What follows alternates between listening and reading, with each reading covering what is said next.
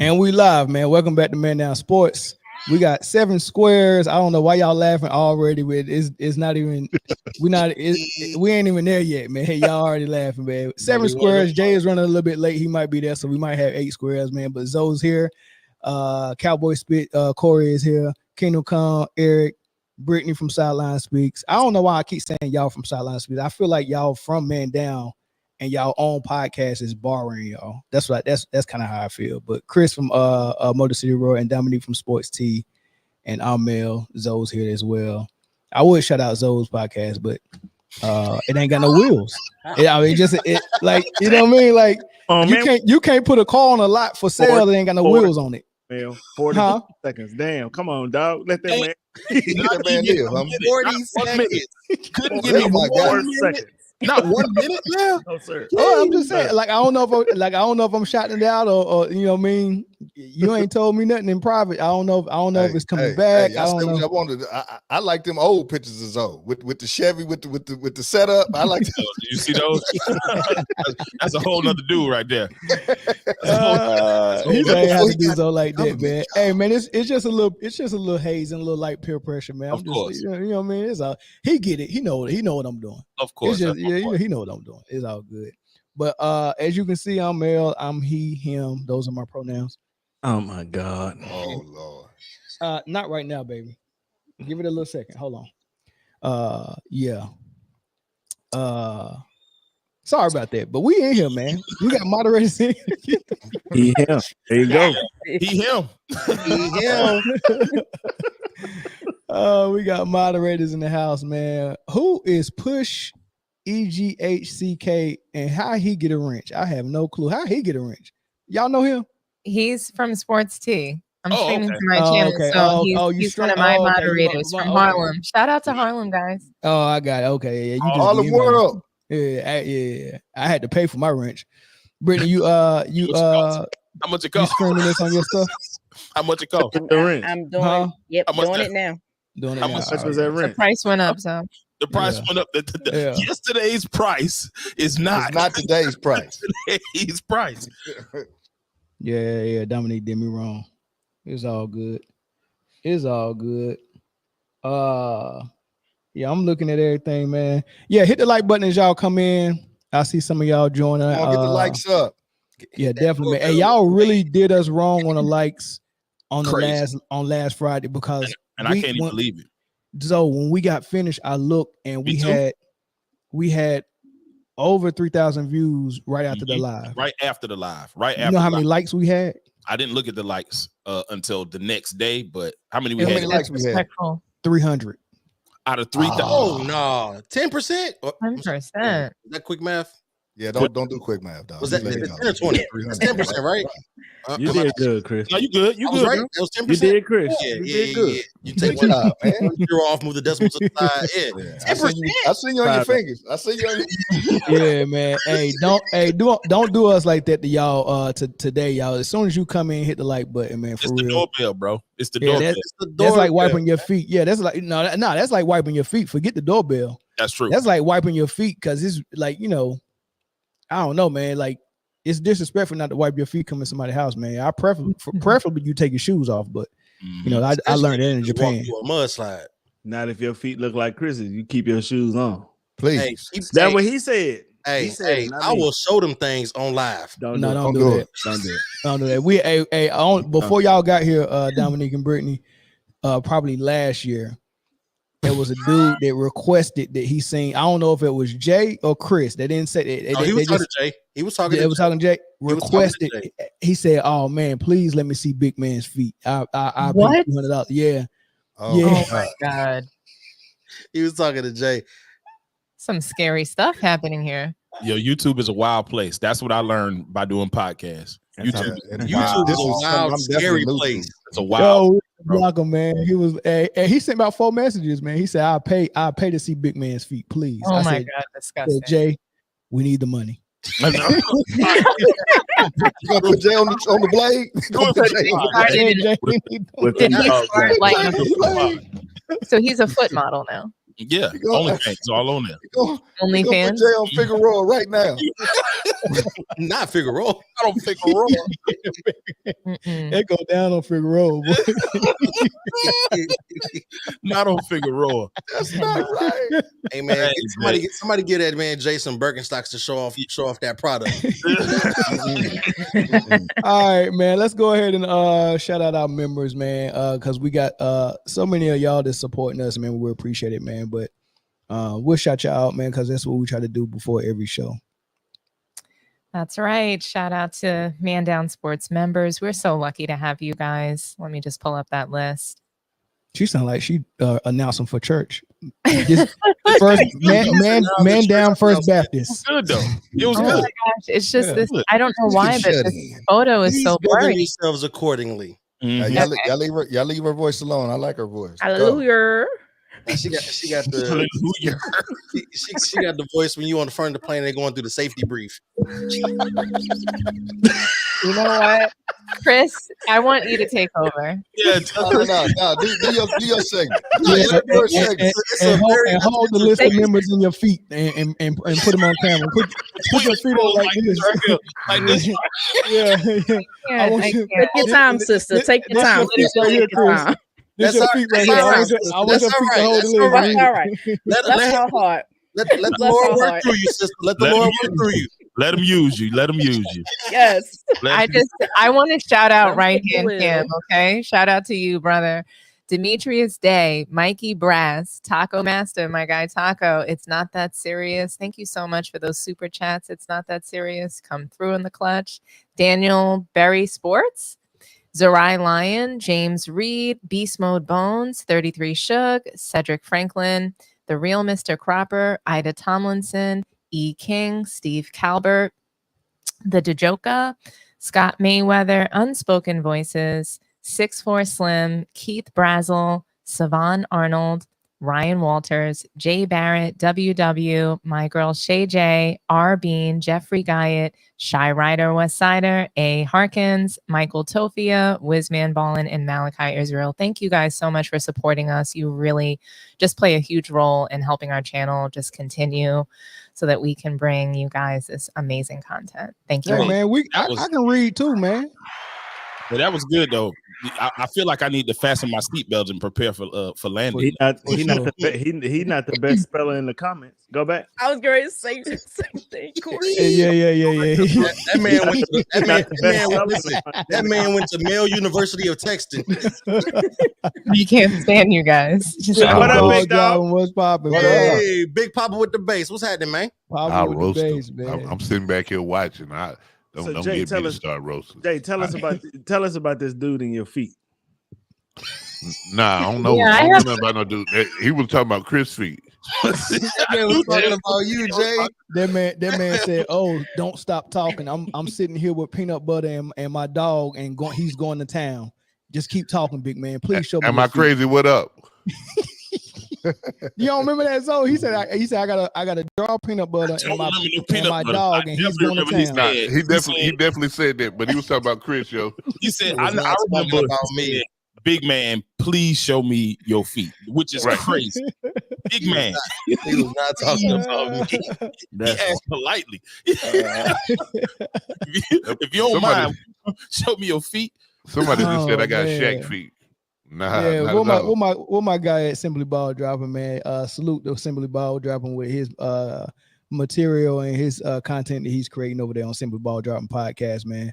Y'all go be a part of that as well. Right now they heavy into the WNBA finals, so right after the game, they'll be live right after the game, man. So if y'all want to go join them or join that panel, real good conversation over there, and give him a sub as well. I appreciate him and his support. Yeah, for sure. KSAP. All right, man. We got a couple of things that happened in the news too as well. Definitely. Since you're talking about WNBA, I might as well talk about unrivaled Nafisa Colley and Breonna Stewart starting. It's already started, but the game start playing in January, I believe. A 3-on-3 women's basketball league, kind of giving them girls an alternative to always going overseas and have to get some chicken. You know what I mean? So it's gonna be in Miami. I think January 17th, first game. It's going to be 30 of the best. We know 26 of the players, but it's going to be a total of 30 players. They're going to play 3-on-3. They're going to play 1-on-1, and it's going to be full court. The court is a little bit smaller than the NBA court. But yeah, man, they started that league. That salute to them. The biggest news about that, though, is they got a media rights deal with TNT to televise all of their games, which would be about 45. 45 games, I think 3 nights a week, Monday and Friday are going to be on TNT. Saturday games on True TV. And all of the games getting streamed on Max too. So, you know, for them That's to crazy. have, so I can How only they pull imagine, it off? I don't know. I'm imagining what those numbers look like because they hadn't released them because I checked. But I can imagine. Not only that, but the TNT is also investing an undisclosed amount into Unrivaled. Name the last thing you watched on TNT that wasn't basketball. Baseball. That's exactly why they got into that. In the heat of the night.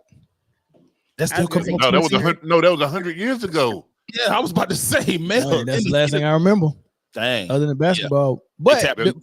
But the good thing though is, for one, this league pays more, probably because they got a big media deal, so it pays the girls more. And if it pays them more, that means, like you said, they don't have to go overseas in the summertime. And I think that's good for the WNBA, because I was thinking at first that it was bad for the WNBA because these girls might play in this league and get hurt and not be available for their own ball clubs the next season. But they could do that playing overseas as well. You know what I mean? So you get to keep your girls here, and then you keep that money. I don't know, keep that money domestic. I guess it's a win-win for the WNBA and the girls that play in it. So I think you're onto something with that, Mel. But I think it's giving ABA vibes. So, you know, they're making more money, right? So it was the same thing, just like the ABA. So players went there to make more money and they didn't play in the NBA. I'm not saying these ladies aren't going to play WNBA, but it could put some pressure for some bigger contracts because, you know, and they might wind up eliminating the league if they get those contracts. That CBA coming up. They'll fix them contracts with the next CBA. Aren't they also getting like potential ownership into like the ball clubs and stuff like that? I think if you're playing in it, the new CBA is offering them much more things, but some of the players are calling cap. So he's talking about the 3-on-3 league. The 3-on-3 league, they got ownership in it. So that's what I'm trying to say. I think like Nafisa Collier and Brianna Stewart, they're the two driving it. I think that it's going to put some pressure on the WNBA to up those contracts even beyond what they're trying to do right now. If Dominique don't stop saying the French version of that girl's name, like it's Jessie Smollett, it's Collier. What do you want me to call her? Nafisa Collier. But that's not how you say her first or last name. Nafisa Collier. Nafisa, Queen Fee. Yeah. Nafisa They call Collier. her Fee. Yeah, Big Fee. Fee. They call her Fee. Honestly, I don't know if it's Collier or Collier. I've just heard both. So I just say both. Collier sounds better than me. I have no idea. Collier fancier. It's like saying Tarjay though. All I know is that if you don't stop calling Elle Duncan Ella Duncan, I'm gonna lose it. Well, and if you don't start saying I read it the way I pronounce it the way it's spelled. No, it's that's Ella Duncan. Ella? It's Target. Where's the A? Hold on, Mel. I got a question for you. How do you pronounce the word that's spelled B-E-L-L-E? B-E-L-L-E? Yes. Ballet. E is silent, dog. Hey, I don't know what comment that was earlier about Dominique being the best reader, but you might be know right. that Mel ain't. Clearly, belly. Yeah. Ballet. All right, go ahead. No, he went to Belly. Oh, one more note that I had before about that I think that also opens up the chance for them to incorporate the women into All-Star Weekend, because if that goes into January, All-Star Weekend is early in February. He said about 45 games, so that might keep them fresh to be able to include them in the NBA All-Star Weekend as well. Yep. Makes sense. That makes sense. Now I am wondering who the last four. I mean, it's all of the names that you would think of. Caitlin Clark has not committed to that yet. I don't know if they're gonna, but they did suggest that some rookies was gonna be involved. They got 26 of the 30 players that's gonna be in there. But yeah, it remains to be seen. But I'm happy that they got that bag from TNT. Got that chicken. Mm-hmm. Do you think Caitlin Clark is going to do it? No. I don't think I so don't either. think so neither. No, yeah, Nike won't let her. Plus, she get exposed out there. It's 3-on-3. It's too much space. She gotta play D. No. Mm-hmm. Yeah. Well, just so you guys know, Asia Wilson's not competing either. Yeah, I wouldn't either if I was her. That's just Well, like Jordan it seems competing. like every single time that Caitlin Clark isn't going to do something, she decides I'm not doing it either. That's been the pattern this season, basically. Mm, I wonder if they open it up to the college athletes. yeah, we got That would be cool. That would be cool. Let the last four be some let Juju rock in there. Juju Page, Van Lift. I would like. Yeah. I would like to see Hey, Paige. hey, represent USC, baby. Oh yeah, your I alma think mater. what it should be is every team has one college player.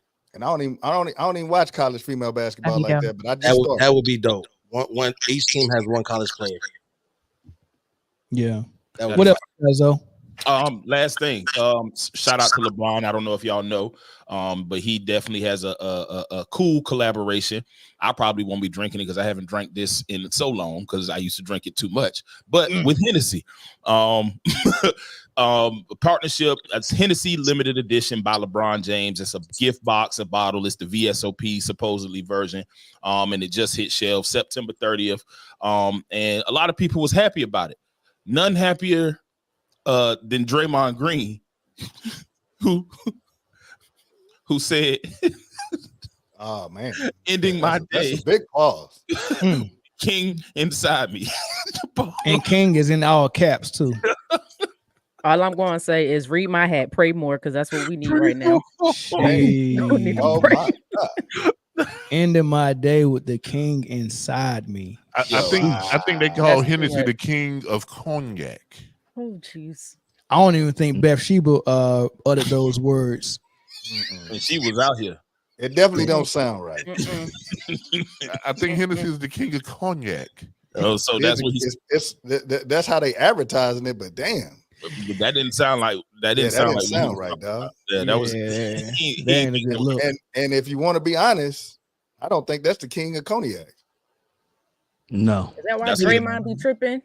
You don't be getting inside. I think that's why he be glazing. I think once you Say- submit to a man like that, you know, the glazing just like when ever since Draymond signed the clutch and they started getting him that money, his behavior just been weird toward LeBron, man. Like real super weird, like the type of behavior that Meek Mills had with Sean Combs. And I was like, man, there's something weird about that relationship, man. What is exactly going on? I'm trying to figure out if LeBron learned some of the ways of Clyde Davis and Sean Puff P. Diddy love Combs. Are we gonna talk about that right now? I'm not. No, I'm just throwing it out there. I'm just saying, like, Hey, can you finish your news segment, man, so we can get out by 7:00? Because this is about to be something different. Just so you guys know, like LeBron, so it's been, the rumor is that LeBron would have parties where you had to sign an NDA. And that's why there's never been any stories about him with other women and so on. And I'm not saying that he is with other women. I'm just saying that that's the rumor that he had, that Rich Paul would have those NDAs. Not my king. We've been working. I don't believe it. I don't believe it, Eric. I'm just saying what the rumor is. I don't believe it is. Not my king. I don't believe he was at the Diddy parties either. I don't think that's true. LeBron would never.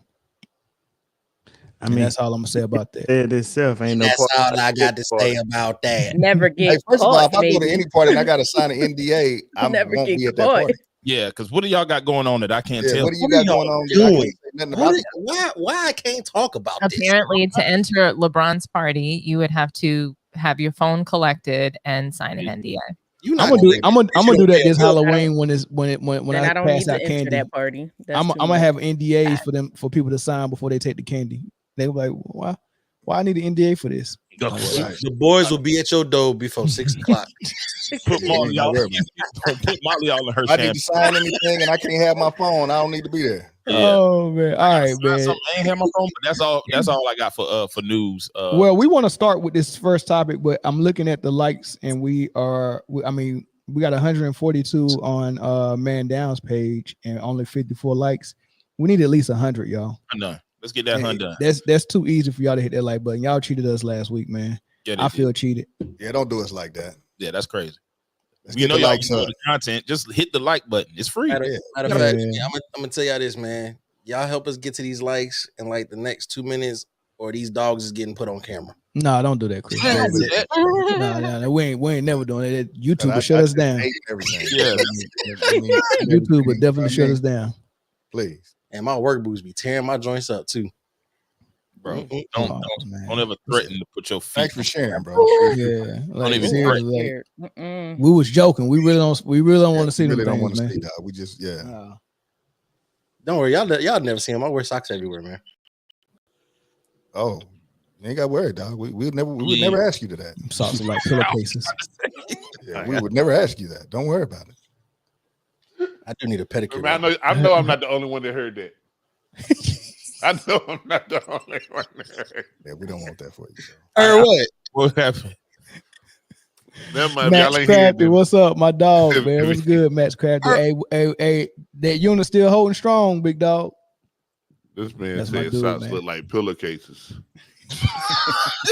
Who said? Who you think said it? One guess. Oh my God. Worldwide Wall.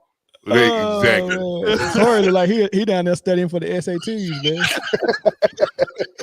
I ain't seen his eyes the whole show, man. I'm not trying to get involved in this conversation. But Hey, Corey. Chris Sock. yeah, Look, that ain't nothing I want to talk about, dog. nah, bro. That's No, how- he said, I'm reading the comments. we got E slogan now though. I'm gonna use it. I'm not getting in that car. I'm not getting in that Oh, car, dog. All right, y'all ready to go? Let's go. Good. All right, we ain't hit 100 yet, but I trust y'all. Y'all jumped us up to 70.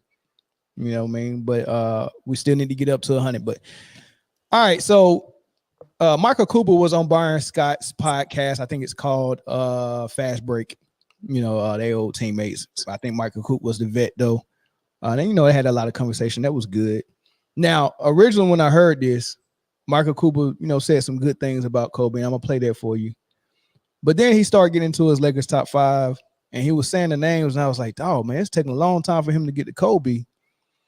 And when he got to Kobe, he was like, Kobe and Shaq is like 5A or 5 and 5A. And I was like, man, I think that's kind of slighting Kobe a little bit. But I'll let you hear him explain it. But before we even get to what he said,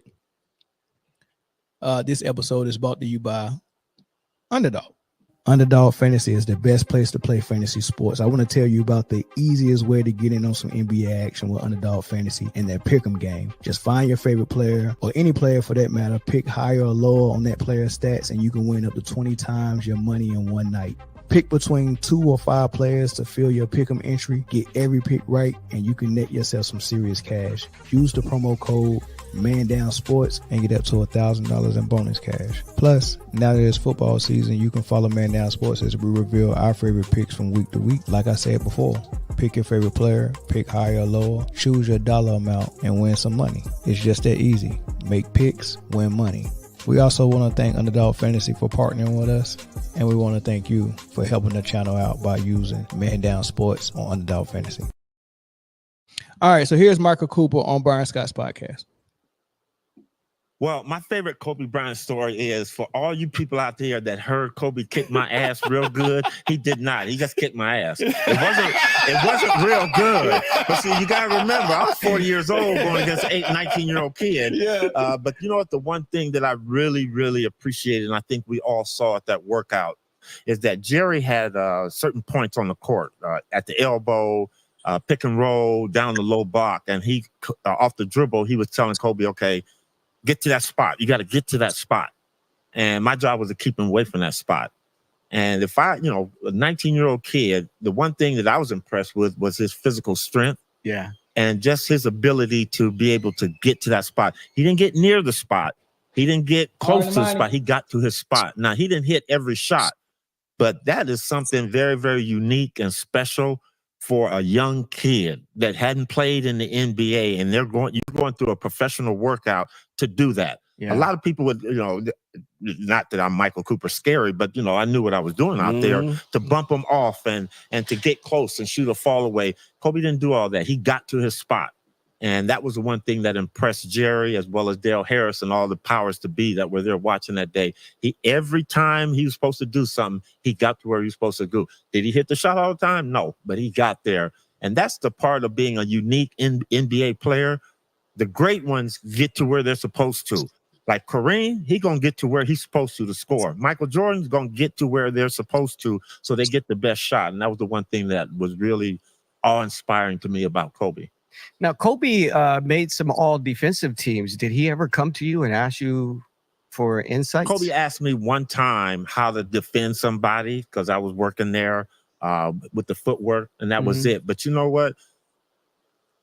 It doesn't take a lot to be a good defensive player. It takes the will to be a defensive player, and that's what it is. And Kobe wanted. My wish for Kobe when he was a player, for him to have won a Defensive Player of the Year award. I think he was good enough to do that. Michael Jordan did it, but he and to make as many defensive teams.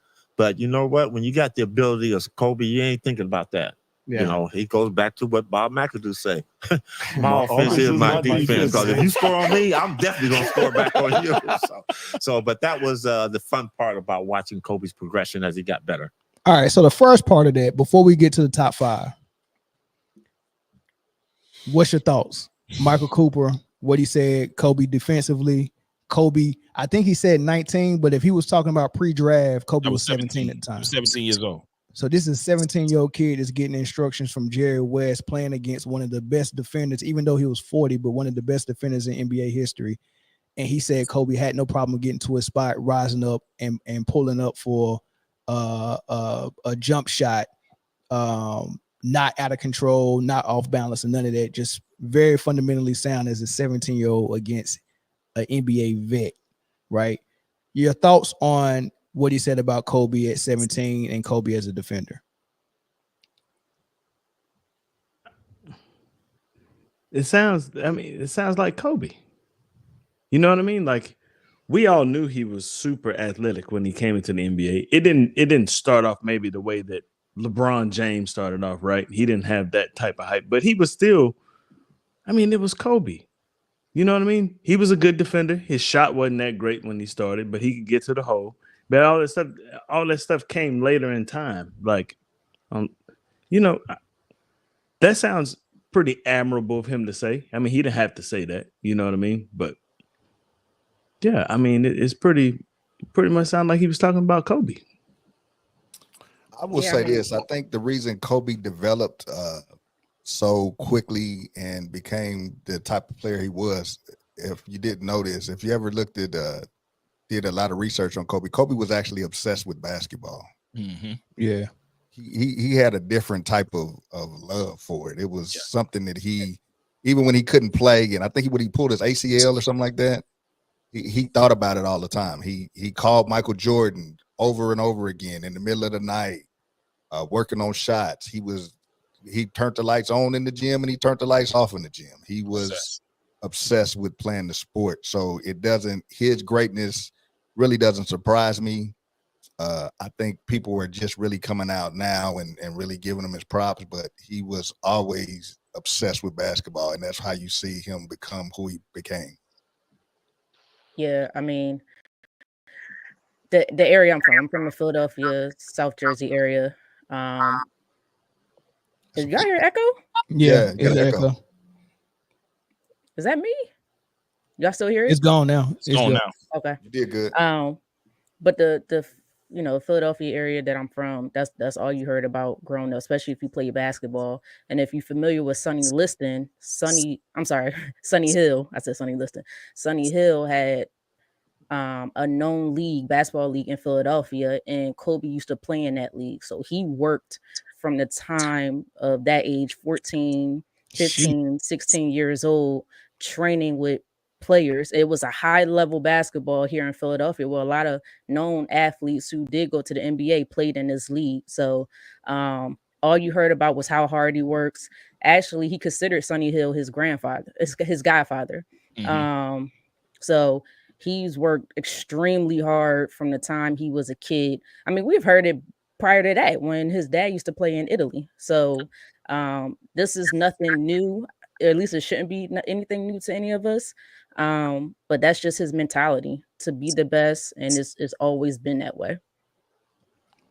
The only thing that I learned from listening to Mr. Cooper talk, I didn't know that he had a worse handle on the English language than Magic Johnson. Like, goodness. You know, Magic. I don't know what Magic did, He but Magic fixed it. fixed his. Yeah, he fixed his. He used to say, "Hey, how y'all doing? It's Magic, man." It was pretty bad, bro. He had a PR team. He had a good PR team. They helped him out. Yeah, they had to. They had to. Me, A, B, C, D, E, F, G. But as far as Kobe being young, 17, coming out, being able to get to a spot, it just reminds me of an interview that I seen when he was talking about how he used AAU basketball at 13. He was ranked number 4, and he was like, he used all those games and for AAU to work on his deficiencies. It was like, so by the time he got 17, everybody else was just doing what they was good at during them games. He said by the time he was 17, he ain't had no weaknesses. So I was like, man, that mindset alone, he was like, yeah, he was like, I couldn't go left. I couldn't pull a J with the left hand, all that. He said, so these games don't really count. They AAU, they don't count for nothing. Yeah, I'm about to do it. He said, so by the time he was 17, of course he was number 1. He said, because he fixed every hole in his game where everybody who was better than him at the time, the 3 people that was, now imagine being 4 and you like, nah, that ain't good enough. But the 3 people that was better than him hadn't worked on anything. They just got better at what they could already do. So, you know what I'm saying? And that mindset, like hearing somebody else talk about what they seen from him at 17, it just paints the complete picture. You know what I'm saying? Like, yeah, 1 of 1, man. 1 of 1. So this second part of what he said, and I want to hear from Dom first, and then Zoe, especially Dom, because a familiar name came up that I think Dominique likes. You know what I mean? So I know she probably has something to say about this familiar name, but it's not that Cooper left him off his top 5. He mentioned him, but he mentioned him with Shaq, almost like, you know what I mean? 1B. You get what I'm saying? I'm like, I think it's kind of clearer than that. And I think it was some dudes before him that I think Kobe is ahead. So I'm just like wondering if y'all think he slighted Kobe once you hear his explanation. I just want y'all to speak on why you think Cooper had it that way. Was it a little bit of bias based on the guys he played with, or what you think? But you know, he gave an explanation, but you know, this is what he said when he was asked about the top 5. I want you to rank your top 5 all-time Laker players of all time. In order or just our top 5? You can just give us your top 5. Yeah. Well, my GOAT is Kareem Abdul-Jabbar. I think he's the greatest player that's ever played this game. Yes. And I mean, there's been many, many others, but you have to put Kareem as number 1 for me. That's for me. Number 2 would be Magic Johnson. And I'm a little biased about that, but the reason I put Magic 2 is because, and Byron can attest to this, we watched the young man come in as just a good basketball player to become a legendary basketball player that actually changed the game of basketball and changed the Laker organization. So Magic's my number 2. Now it gets hard for me. My number 3, and I love him to death, is Jerry West. Yeah. And Jerry's the logo. But Jerry was a significant part of the game of basketball, changing here in Los Angeles, changing it because of the way he played the game. And I kind of like the thing that makes him stick up there for me is listening to Chick Hearn. And whenever Jerry would score, he'd go, "That kid from Cabin Creek." And I always love that saying, you know, Jerry from West Virginia, the kid from Cabin Creek. And that's been a fun part of me in my life to hear that. So Jerry's my number 3. Number 4.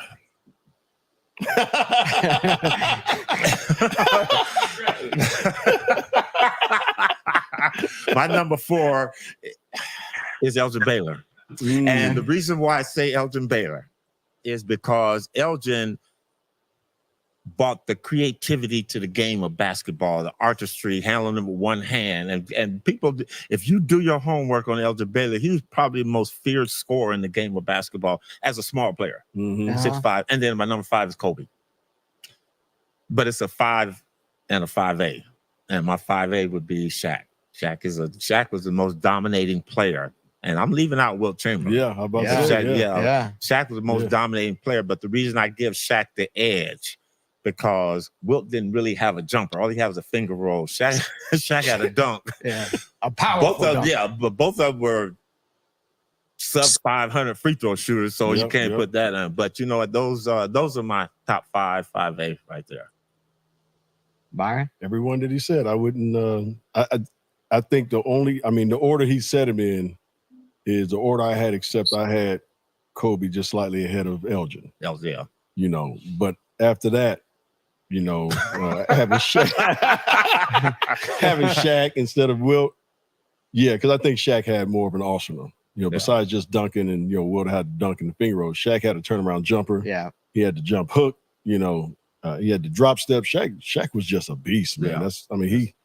He can get up and down the floor. Yeah, he could. Yeah, he could run. And he defended. But don't take now. Wilt had some speed too. He can get up and down the floor. I mean, he ran track at UK, so you know, Wilt had game too. But all right, Kobe and Shaq sharing the number 5 spot.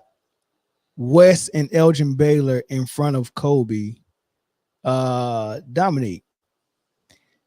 So just to address a couple things. So the list is wrong, in my opinion. It's way off. First of all, it's an emotional list. It has what it's lacking is criteria, right, Mel? So you talk about criteria. We talk about that all the time, and there's no consistency in the list. So Elgin Baylor never won a title for the Lakers. How could he be in that list? I'm not saying he can't be a greatest Laker, but how do you put someone over another person that won multiple titles? So Wilt Chamberlain won a title with the Lakers. Kobe won multiple titles with the Lakers. How do you have Elgin Baylor even in that top 5? So forget the order of the list. Forget that Shaq is above Kobe, or, you know, we have other people. Like, forget the ranking. Like, the whole list is just, to me, lacking in criteria, and there's no integrity in the list. I think that when I listened to Michael Cooper talk about Kobe, he talked about the will of players. So obviously when we talk about basketball, there's the intangibles, the will versus the skill. And I think that when it comes to defense, a lot of that is about will.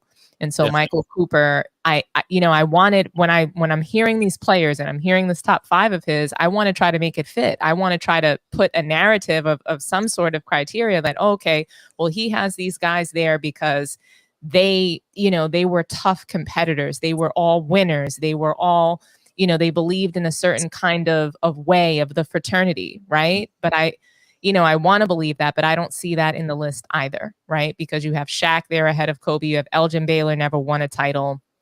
So I have issues with his list and his criteria. But when it comes to defense, and I think he was a little disappointed in Kobe Bryant for not having won a Defensive Player of the Year.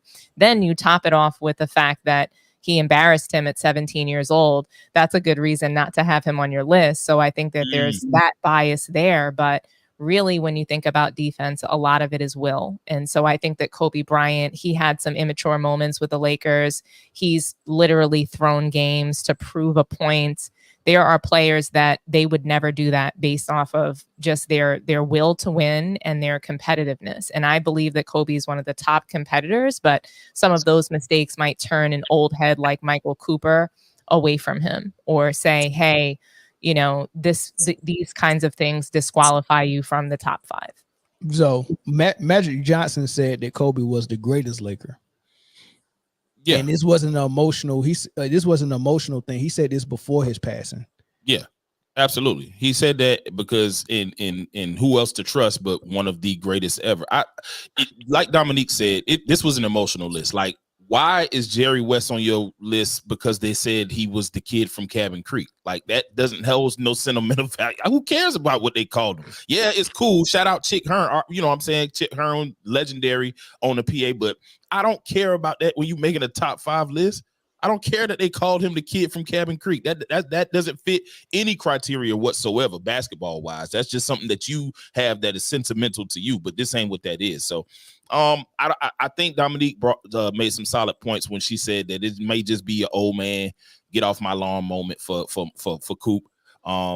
But the defensive player of the year stuff, I sensed a little disappointment in that too. And Coop, we all know the type of defender he was. So I guess that's what it was. But it seemed just a little bit hater. You know what I'm saying? Just a little bit, like not a whole bunch, because he's a part of that Laker fraternity. But it just seemed a little like off-putting. Like, okay, come on, we know Kobe is a top 5 Laker. We know that. Well, see, I didn't get the hate part because I should have let it finish playing, because after Byron Scott finished talking, Michael Cooper said, I have another list. And that top 5 is Kobe, Kobe, Kobe, Kobe, and Kobe. And then Kobe is my 6th man. That's what Michael Cooper said. So I think what it really was, just imagine if Man Down grew into something really, really big and great. And then we had we moved on to something else. And we just produced the show, but we had new talking heads. And then one day someone was like, who's the top 5 Man Down panelists of all time? If I asked Chris this, he's probably going to pick 3 or 4 people from this panel, not the next panel, not the next one we create. You know what I mean? It's just, and even if you're trying not to be biased, it's kind of hard not to be biased. You get what I'm saying? So I think it was some of that.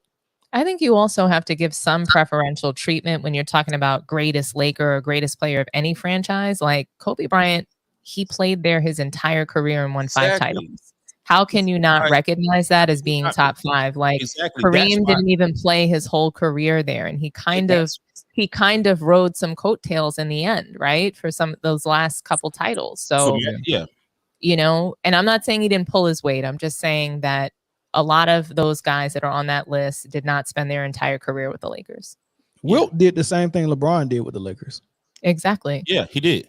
The same thing. Came there at the end, won an additional title, and that was it. Yeah, you can't be. No, I'm looking at Wilt as one of the greatest of all time, but I don't even look at him as like in that category of greatest Laker. I mean, yes, he played.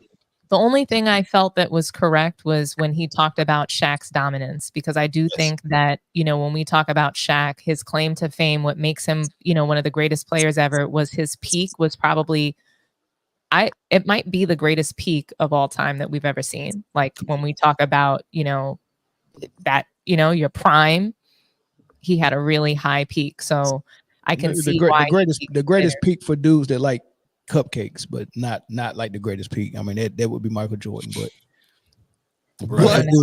I think that he had a really great peak of dominance when we're talking about big man players. I'm not talking about I don't think it was Cupcake. I think he had really solid play. Can I really, to be honest with you, man, the greatest Laker of all time is really Magic Johnson. He really made the franchise, to be honest with you. He made you can say that for sure. You definitely can say that, man. But I'm not mad at that. He made it what it is today. And we remember Kobe and we remember Shaq because they brought the dominance back to the Lakers. Yeah, that's true. After the 80s era. After Showtime. Right. And then if you want to talk recently, then of course we know LeBron.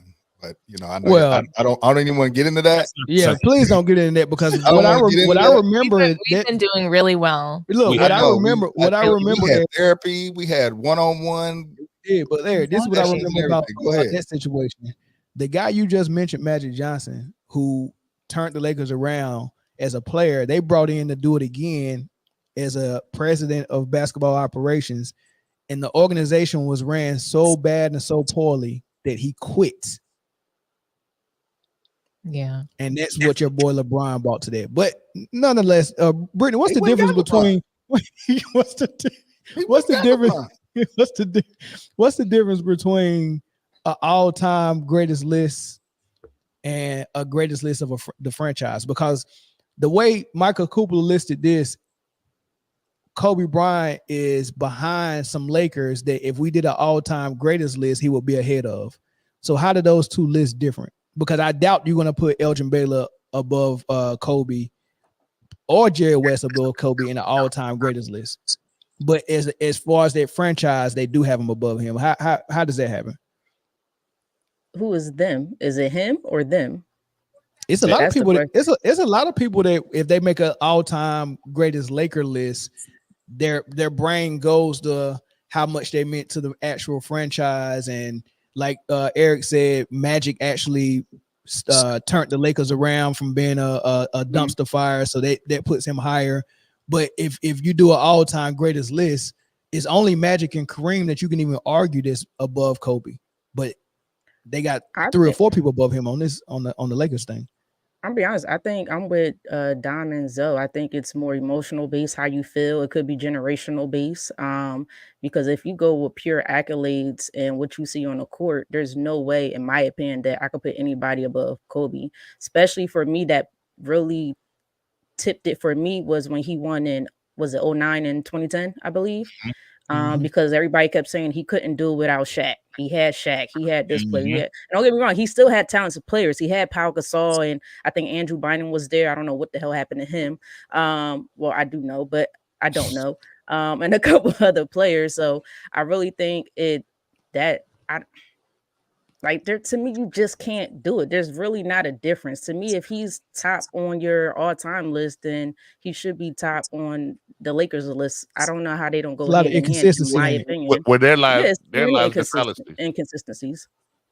You have to give, it's like he's trying to go back in time and give a participation trophy. That's what it sounds like to me. Like, hey, these old heads are not getting enough credit as of late for everything that they're doing. Let me give everybody a little love everywhere. So if you're saying later on he then went and said Kobe, he wants to make sure that he's not offending anybody. All the old heads.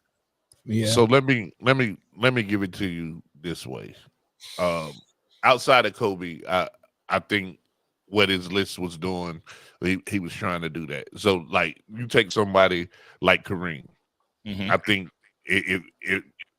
we're taking Kobe completely off the list. I think of everybody that he named, Kareem was the best all-around basketball player outside of Kobe. However, that's fair. However, I think Magic Johnson was the best Laker. You get what I'm saying? Because what Kareem did prior to it's so fidgety though, man. Because it means so many different. The best Laker means so many things, though, Jay. So when you watching Kareem's career, you know he had a whole career before he went to LA. So you take that into consideration. But when he was in LA with Magic, it was Magic's team. You get what I'm saying? So it's true. Ain't nobody played 20 years for the Lakers but Kobe. Yeah, so right, but I don't know that it was always Magic's team though. When Magic first got there, it was Kareem's team, and he had to pass the torch to him. He had to give him the team. Thank God Kareem did it though, because LeBron would not. That last championship, Magic had to drag Kareem's cold dead body across the finish line. He did, but I'm just saying he had to give him the team. It wasn't like Magic Johnson didn't get. You got to remember, Storm and Norman whipped his tail. Magic Johnson didn't come into the league being the guy. I mean, by the contract and stuff, he was popular, but he wasn't quite. Kobe Bryant beat Michael Cooper's ass, right? That's what happened. Magic Johnson wasn't doing that as soon as he came in, with his own teammates. No. So the thing about Kobe, 20 years with a franchise, 5 championships, played his whole career in one city. Like that's greatness for the franchise. And that's before you even talk about on-court accolades or whatever, but like I'm saying, so even if you take somebody like LeBron, we got to do it. You can only, if you're talking about LeBron greatness as a Laker, anything that happened in Miami and Cleveland doesn't count. Don't matter. You get what I'm saying? No matter what. So that's how you have a franchise all-time list. People rank different than the greatness of it. But the fallacy in Buddy's list was you can't list anybody on an all-time Laker list better than Kobe, that Kobe's better than, because Kobe didn't play for anybody else. Look at this right here. Look at this right here. Can somebody come look at this? Man, listen. I requested $1 million. That what does that matter? I thought I requested to be off today, but I'm here, right? I requested J-Lo's to follow me on Instagram. Yeah, that's just a click of a button. You guys know I tried to find. Mike can slide You him in guys the know I DM. try to get Paul Pierce to talk to me on a weekly basis. Hey, he on that Ozempic. You'll like him. Yeah, you'll really like him now. He done lost some weight. I'm really after him. Oh yeah, he on that Ozempic now. I Listen, slid all in the you gotta do DMs. is call him. If you call him Paul Lord, Pierce? he'll respond. Yeah, sorry. he If you definitely be like, was the chill, Lord. Lord. Yeah, chill, Let me- Lord. He gonna Let me think it's end it with 15. this. Let me end it with this. I'm Is gonna there take another Paul Corey's Pierce? team. I don't know. Nah, it's I not. messed up because I also went after Kevin Garnett. The So truth. But look, Corey, Comb his hair. let's see if we can understand it this way. Who's the greatest Maverick of all time? Dirk. Dirk Nowitzki. That was easy. But but he's the greatest Maverick of all time, but Mark Cuban is already saying that Luka is better than him. Yes. But Luka's definitely not the greatest Maverick. And if he don't win a championship, he definitely won't be the greatest Maverick. Even if he is basketball wise better than Dirk. And what's crazy is Kyrie is a better basketball player than anybody who ever wore a Mavericks jersey. But he's not on the list. Let me ask you guys something real quick, because I noticed when you guys saying the greatest of all time with these franchises, you keep mentioning titles. Well, who's the greatest Sixer of all time? Who is it? Jay. Right? Is it Dr. J? Is it Wilt? Or is it AI? That's a debate. Neither one. Bubba Chuck. No. It could be Moses. It can be. I have Moses Malone. But I'm telling you, I'm gonna tell you right now, it's not Moses. The rebound. I love me some Moses, but it's not Moses, right? He's not the better basketball player. And Bubba Chuck. I think people feel that way emotionally, though, because of Allen Iverson's influence. But I don't have him ranked as the best 76er of all time. It's either AI or Charles titles. I have Dr. J, but I have him top 5. I have him top 5, but Dr. J's number 1 to me. It's got to be right. But to you, and this is what I'm saying, it's so subjective. It's crazy, because if you listen to most people, they're going to tell you Bubba Chuck. That's the first person they're going to come. Well, the girls like the cornrows and the tattoos, but I'm not talking the dudes about like the crossover. Girls. It's Dr. J. It's Dr. J. And the debate don't go long. To me, what is the criteria for Allen Iverson? Why? I just want to hear why for AI. What about Wilt? That's what I was about to say. What about Wilt as a Wilt six? won the first. Allen Iverson, pound for pound, is the best basketball player ever. Pound for pound? Pound for pound. Pause. It's the best one. I'm still going with Charles Barkley as the best Sixer. I ain't going. Hell? He also don't have a title. You can't play 15 Even if you went that way, he also don't have a title. But he also had really great talent when he joined the 76ers, so I can't get jiggy with calling him one of the best. Now, when we talk about top 5, I think Allen Iverson's in there for sure. I mean, but why? I'm curious to know from you, Britne, why do you think Allen Iverson is considered the best Sixer? I never said that he was the best Sixer. I'm just saying. Not you, but considered. Like, why do you think people? I think it's talent-wise, for sure. The things that he did on the court. You got to remember, AI didn't have the team that a Dr. J had, that a Kobe Bryant had, that a lot of these championship teams have. He didn't have that. He literally had to carry his team there, and then went up against hard Shaq, and went up against a double giant. Went up with the against Lakers. Kobe and Shaq Lakers in 2001. So he basically had, I mean, don't get me wrong, he had some talented players with him defensively. He had. I mean, he played with Chris Webber at a point. That wasn't the championship year. As good as Iverson is, we got to be honest about Iverson. Year, hold on. The championship year, he had Dikembe. He had an older Dikembe. Yeah. I think he had Eric Snow. Yeah, Eric's. So he averaged about 33 points per game. Do you know what the next person averaged? Like 12 or 13 that year. That's crazy. Oh, he carried. He probably shouldn't. They probably shouldn't even got that far. So no question, let alone win a game in that final. Yeah, but so, and this is what I'm, like I was saying, and I love AI as a player and all of that stuff. But we got to be honest. If we go critique Iverson, I mean, we're gonna critique Harden, Westbrook, Luka, and LeBron for how, being very, very ball dominant. And you gotta call out the truth with it when it comes to Iverson. His game was built to do it all on offense. Like, so the more talent you gave him, the less AI you got. That's why when he went to Denver, he wasn't a good fit with Melo and all that. J.R. Smith and Kenyon Martin, and then they imagine that squad, and then imagine them just making a 1-for-1 swap for Chauncey Billups, and they doing a whole lot better with Chauncey. Iverson is designed, the way he plays basketball is designed that he does everything and everyone else watches. Right? If you put him in a system where he got to actually run offense, he's actually not he's not a daggone transcendent player. Right. So and you know, he plays hero ball, and he can get you forward hero ball, but he can't get you forward real basketball. But I understand what you're saying, but whose fault is that? Is that his fault, or is that the organization's fault for not putting him in a situation where he had to adapt to that? You put him in a situation where he had to do everything. No. That's the only way. That's the you. If man, I don't know the version of the version of Iverson that got to the championship. Okay. There you the go. version of him that got to the championship is a 5-star player. The only way you get 5 stars out of Allen Iverson is by putting less around him. If you put more around him, then you go get a 3.5-star Allen Iverson. I agree with you, Mel. I really do, because we saw what happened when he was given a legitimate big that was a star. They didn't go that far. They didn't make it back to the final. He had Chris Webber on his team. Like, we're Chris acting Webber like he never had. Oh, that's my grandma when we got him. He was on the back end of his career. He had knee surgery. He was also on the back end of his career. But then Allen Iverson did go. But then Allen Iverson did go and play with the Denver Nuggets, and that's what Mel is talking about. When you go and you play with such a great player, and he was only the way that his career ended. For me, it was tarnished practically.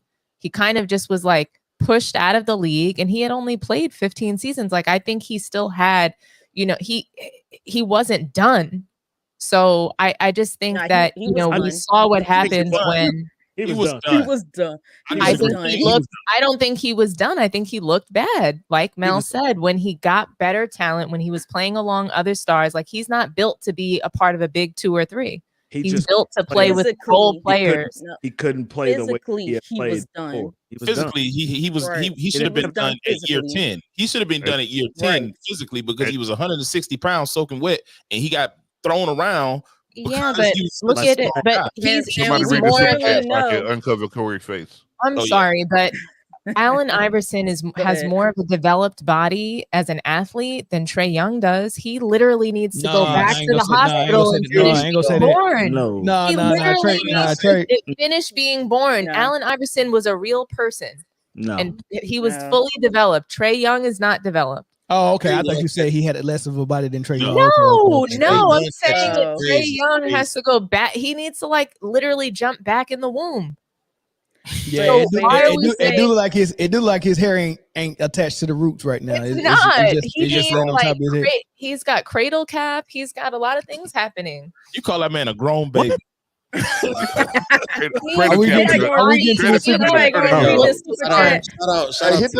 the super chat, man. Shout out to Khalil Abdul Malik for the $20 super chat. Shout out to Man Down Sports Team, and the rest of the panel.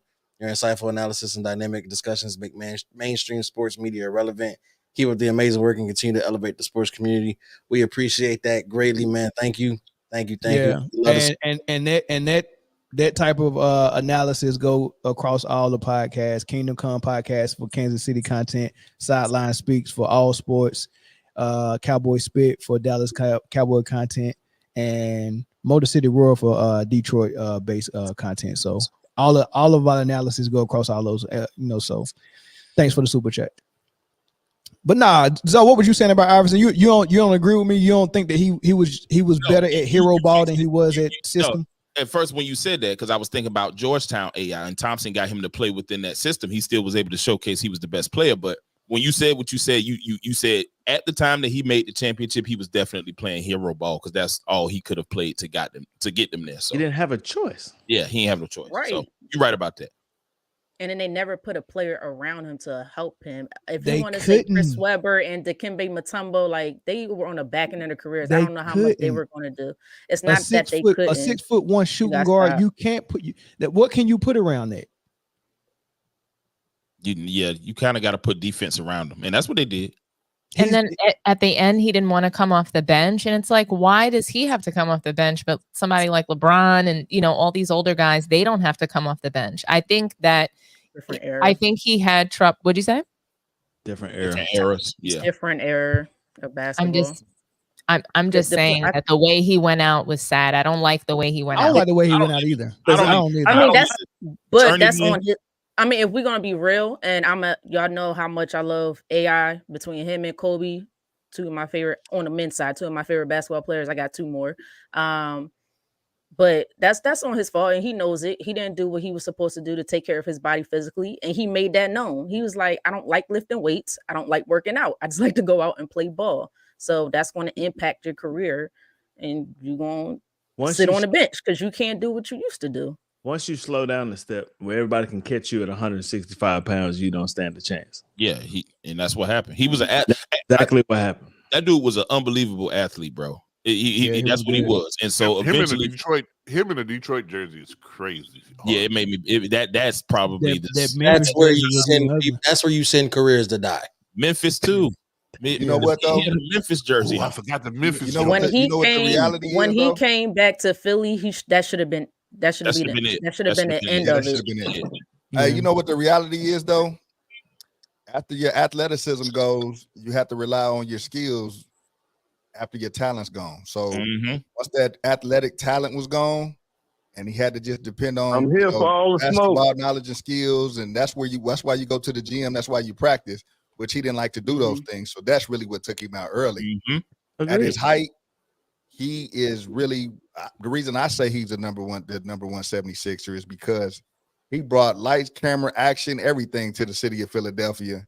And especially he took them to the finals and won a championship against a majorly dominant team that they had to play against, which was the Lakers. And we know what the Lakers did. So what championship that man won? Nobody else before him ever did anything. They didn't win. They didn't win. But I just feel like Allen Iverson. Who else could have done that for them though? No. I'm with you on that. But I think you said they won. That's why I think. No. I didn't say think that Allen Iverson could have done a lot more. I think Allen Iverson could have done a lot more. I think that he also. I think he kind of gave birth to certain really poor behaviors in the NBA and lack of professionalism, the whole not practicing, all of those things. And Chris Mullin mentioned that before. That kind of it takes away from the camaraderie that you're going to have with teammates. So, well, I mean, I think he left some things on the table. I say this, and then I'm gonna get to the caller that's on the line. I mean, his not practicing thing was not nothing that was nuanced in the NBA. That was like when you're banged up, especially a player that 165 like Iverson. I mean, he gave you 150% during the games, and he didn't miss games. He was at least playing as close as all 82 as possible. It was just that he was not practicing, which was normal for superstars, especially if you had existing injuries, like when Larry Bird had the back thing late in his career. You think he was practicing? Heck no. Well, when did it become popular? Because Michael Jordan was at practice, Kobe Bryant was at practice. But we don't know that. No, we don't. No, we don't know. We don't know who was missing practice because it was never announced. It was just the fact that Iverson's was announced. Like watch his documentary that they did, and they went into detail a little bit. It was not an abnormal thing for a player to say out of practice. No one could speak up for him because it was like it was mainstream. It was like a secret, but somehow it came out, and who was covering Philly sports back then when it came out. They needed stories. You know who Stephen it was? Stephen A. All right, call on the line from Washington. What's up? I'm here for all the smoke, man. What's your thoughts on the topic? Okay, you talking about Allen Iverson is probably the best one for Philly because he literally had nothing. But when he got Chris Webber, he was old. When he went over to Denver, he was just going out of his prime at the time. So he just never got lucky and got nobody good. Now, when you're talking about the Lakers, the older Lakers besides Magic Johnson, they just don't respect Kobe's legacy as a Laker. Like the older ones just don't do it. Why is that? And we all know why. Why? Because they look at Kobe's history as part of the fake Laker history. To be honest, you got the book, don't you? Don't you got the referee book? Oh, Didn't he say that two of those first 3 championships shouldn't have been somebody else's? One of them should have been Portland. One of them should have been Sacramento. The Kings. I'm with you on the Kings. I'm with you on that. So that's 2 asterisks right there. Then what happened when he played Boston? If Kendrick Perkins don't go down Game 7, they might not have that one. If KG don't go down the year before, he might not have that one. They just don't respect Kobe's if in legacy Ands as was far as the pots and Lakers. pans, the world would be a kitchen. I'm We just don't saying. live in if and ands. The referee basically came out and said that them smaller markets wasn't given the championship like they were supposed to back at that time. I agree with you on the Kings and the Portland series 100%. However, I don't think that means that the Laker greats don't respect that part of the Laker history with Shaq and Kobe. I don't think I think they respect Kobe a great deal. Okay, well, Jerry West helped build the Lakers, but he also helped build the league as a whole as a general manager. So he got a lot of respect as far as a player. Then I think y'all just don't remember how good Elgin Baylor was. So, okay, take him out of that. Now, Magic actually helped build the Lakers with the whole Showtime Lakers. He was the what they needed at the time to build the league. So he just got way more respect than Kobe.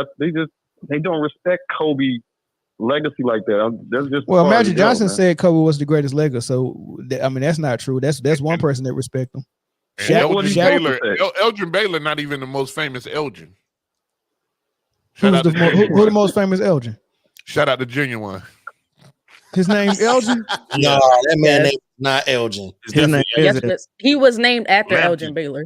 The same OG, and he don't play no basketball. Elgin Baylor Lampkin, whatever his name is. I love Jerry West. Y'all do recall when Shaq left, it was a lot of dark years with the Lakers too, and Kobe as well. Define a lot. Smush Sparkers. A lot of seasons with them not making the playoffs. Define a lot. Barely making the playoffs. Define a lot. How many playoffs he missed? How many seasons? I'm not a Lakers fan. I can't tell you. I know you said a lot. Well, you said a lot. So when did Shaq leave?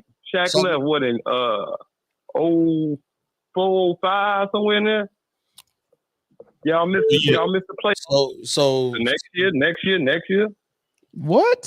So between 04 and 2008, that's just a 4-year gap, and that's just me thinking about finals. Yeah, I'm 04 to 08. He said the next year. And the year okay, I'm saying I'm not a Lakers fan. I just remember y'all being terrible. I mean, y'all was doing you just Kobe, made Parker, Kwame Brown. They was in the playoffs, big dog. They was in the playoffs. George. They was in the playoffs though. Y'all just wasn't. They just wasn't that good at all. But they was in the playoffs. Laker basketball. The Bobcats wasn't good during that time. The Lakers was in the playoffs. Hey, caller. Your smoke detector going off. All that smoke was a little bit too much for you. Sound like. All right, man. Thanks for the call. Yeah, I'm gonna tell. Yeah, all right, big dog. Yeah, that smoke got you cooked again, man. Come on, bro. You gotta stop doing this, man. Golly. I couldn't hear what he was saying. That damn smoke detector going off. All right, this is the last call we're gonna take, man. Caller from Pennsylvania. What's up? Caller from Pennsylvania, shut YouTube down in the background, man, and tell me what you think on the topic. Man, like Rose Wilding. I lived in Phoenix, Arizona when Steve Nash won them 2 MVPs. The Lakers was definitely in the playoffs during those quote unquote dark years that he was talking about. So he can kind of get out of here with that. Where you from, caller? Right. I'm from Pittsburgh, man. It's 33 Suki. I called in a few times. All right. Yeah, I remember. Yeah, he called in a few times.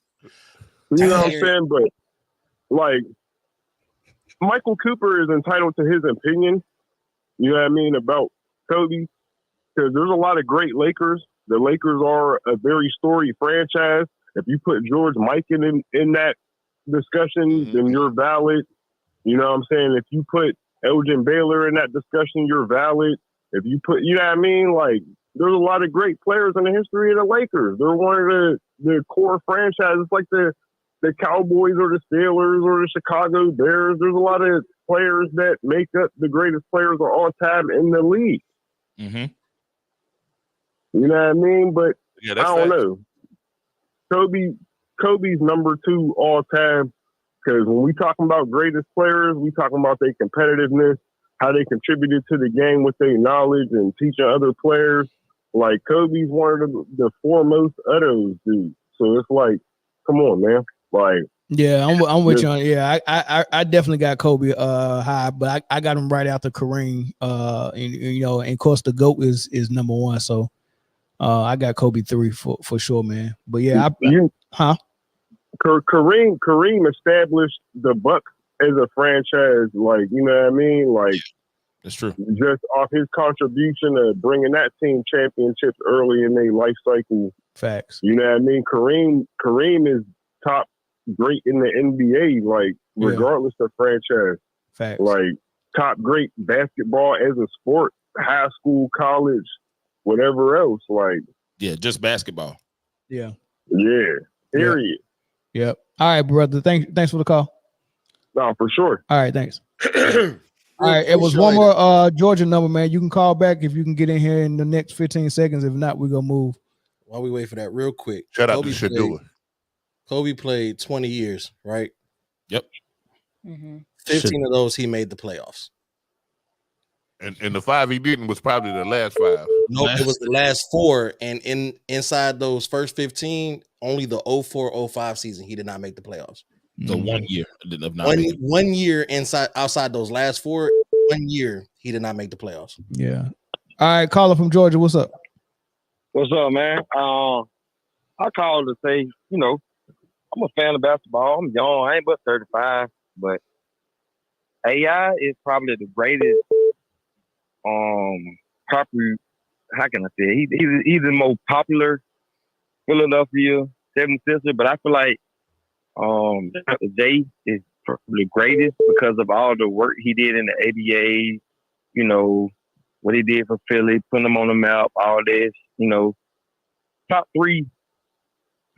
4 Philadelphia 76ers all time. I say Dr. J, AI, Charles Barkley, then Embiid. But sheesh, you forgot Ben Simmons. Yep. He's on that hated list. Might as well throw Tyrese Maxey in there too.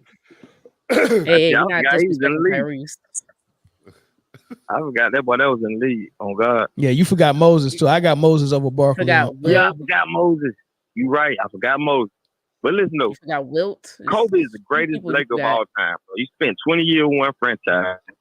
All the stuff he did, you know, he carried the league before the little situation back in 03-04 that really tried to, you know, torment his career. He overcame that.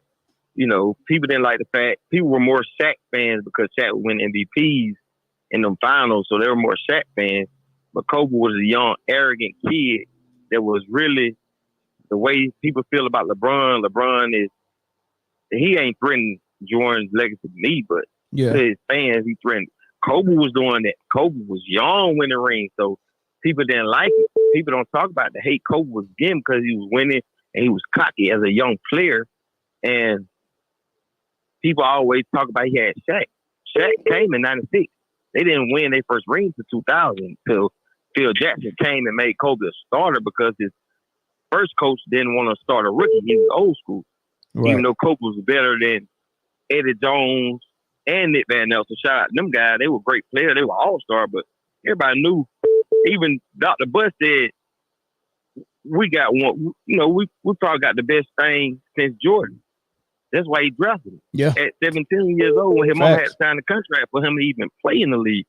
Yeah. But my thing is, everybody knocked Kobe because of the Shaq shit. But excuse my language, but nobody ever says,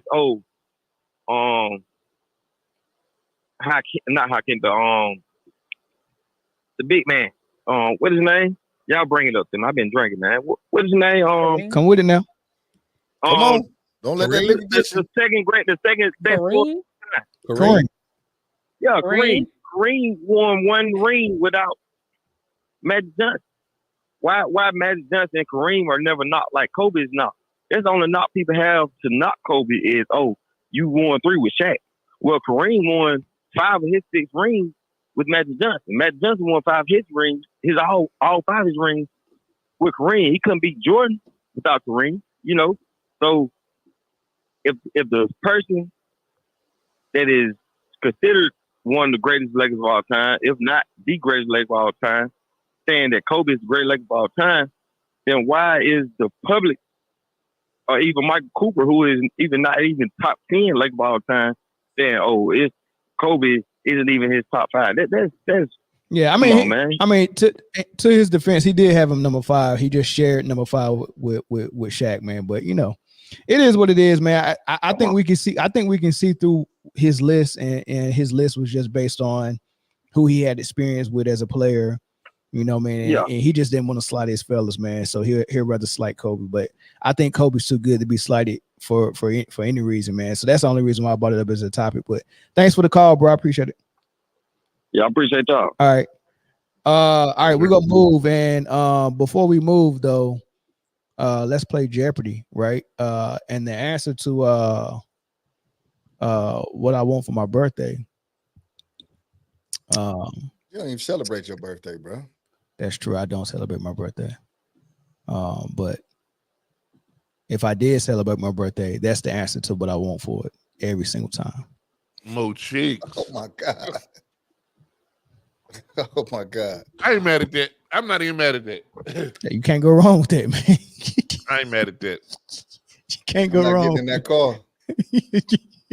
I'm not jumping in the car. Hey, listen, this is a good car to get in.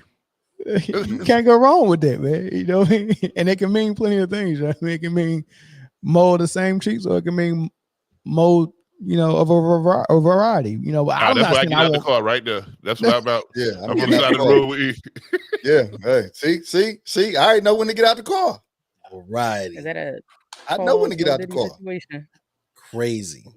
I'm out the car already. Let's we appreciate the phone calls on the topic, man. Yeah, Larry Johnson. You go to Larry Johnson. Is this the one that used to play the running back for Kansas City Chiefs? That ain't the one that said he was Jay-Z's love child, allegedly. That's not him. This is put that on Larry Johnson now. You ain't gonna throw that dirt on Larry Johnson name. He said that. Hey, don't put that on Larry Johnson. Yeah, I will say this: Larry Johnson, as well as Jamal Charles, as well as 2 other famous Kansas City running backs, all have problems reading the teleprompter. Exactly. Sheesh. Priest Holmes can't read. He's one of the ones that can. Yeah. Okay. Priest Holmes is a little bit older though. Yeah. All right. So let's get Larry Johnson. He did first of all, if y'all haven't watched Larry Johnson's interview on All the Smoke, he's hilarious. Bro, you think Charles Barkley got personality? This might be, I mean, he's a mix of Kwame Brown, Charles Barkley. He about to get his own stuff. Watch. He's got to. I did not know this dude personality was like that, bro. And I didn't know if you had seen it before I sent it to you, but dude, he's a good media personality, whether he want to be or not. Hire him now if he can get off that yak, because he sounded like he was on something, you know. But anyway, hopefully it's not Hennessy. Yeah. He said some interesting things, man. So we all remember the Grandmama commercials and all of that stuff, man. You know, and then we all remember Dave Chappelle talking about it's something about black men and them wanting to put us in those dresses. And then you start thinking about stuff. And I'm like, how did they get Larry Johnson in that dress? Like, how did Larry Johnson, 6'6", 235 pound, 2% body fat, mean go-to part in the middle of the hair? How did this dude agree to put on a freaking dress and act like a grandma? I have no clue. Well, he told the story. It's 2 things I want y'all to get out of this. One is the first part, that the commercial they pitched him on. That would have been so dope. And then what actually ended up happening. This is him. Worry about so we hit the plant. We get in this plant, Converse plant. It's about 200, 300 workers. They all doing it, they're giving it to me, giving it to stroking me like a mother. Larry. And we went into and I signed that day. Oh, Hey, is that what you talking about, man? Yeah. Is that bullshit you talking about? That's you. That's you. God damn, man. 200 people. What they doing? They doing 200-300 people. God damn it.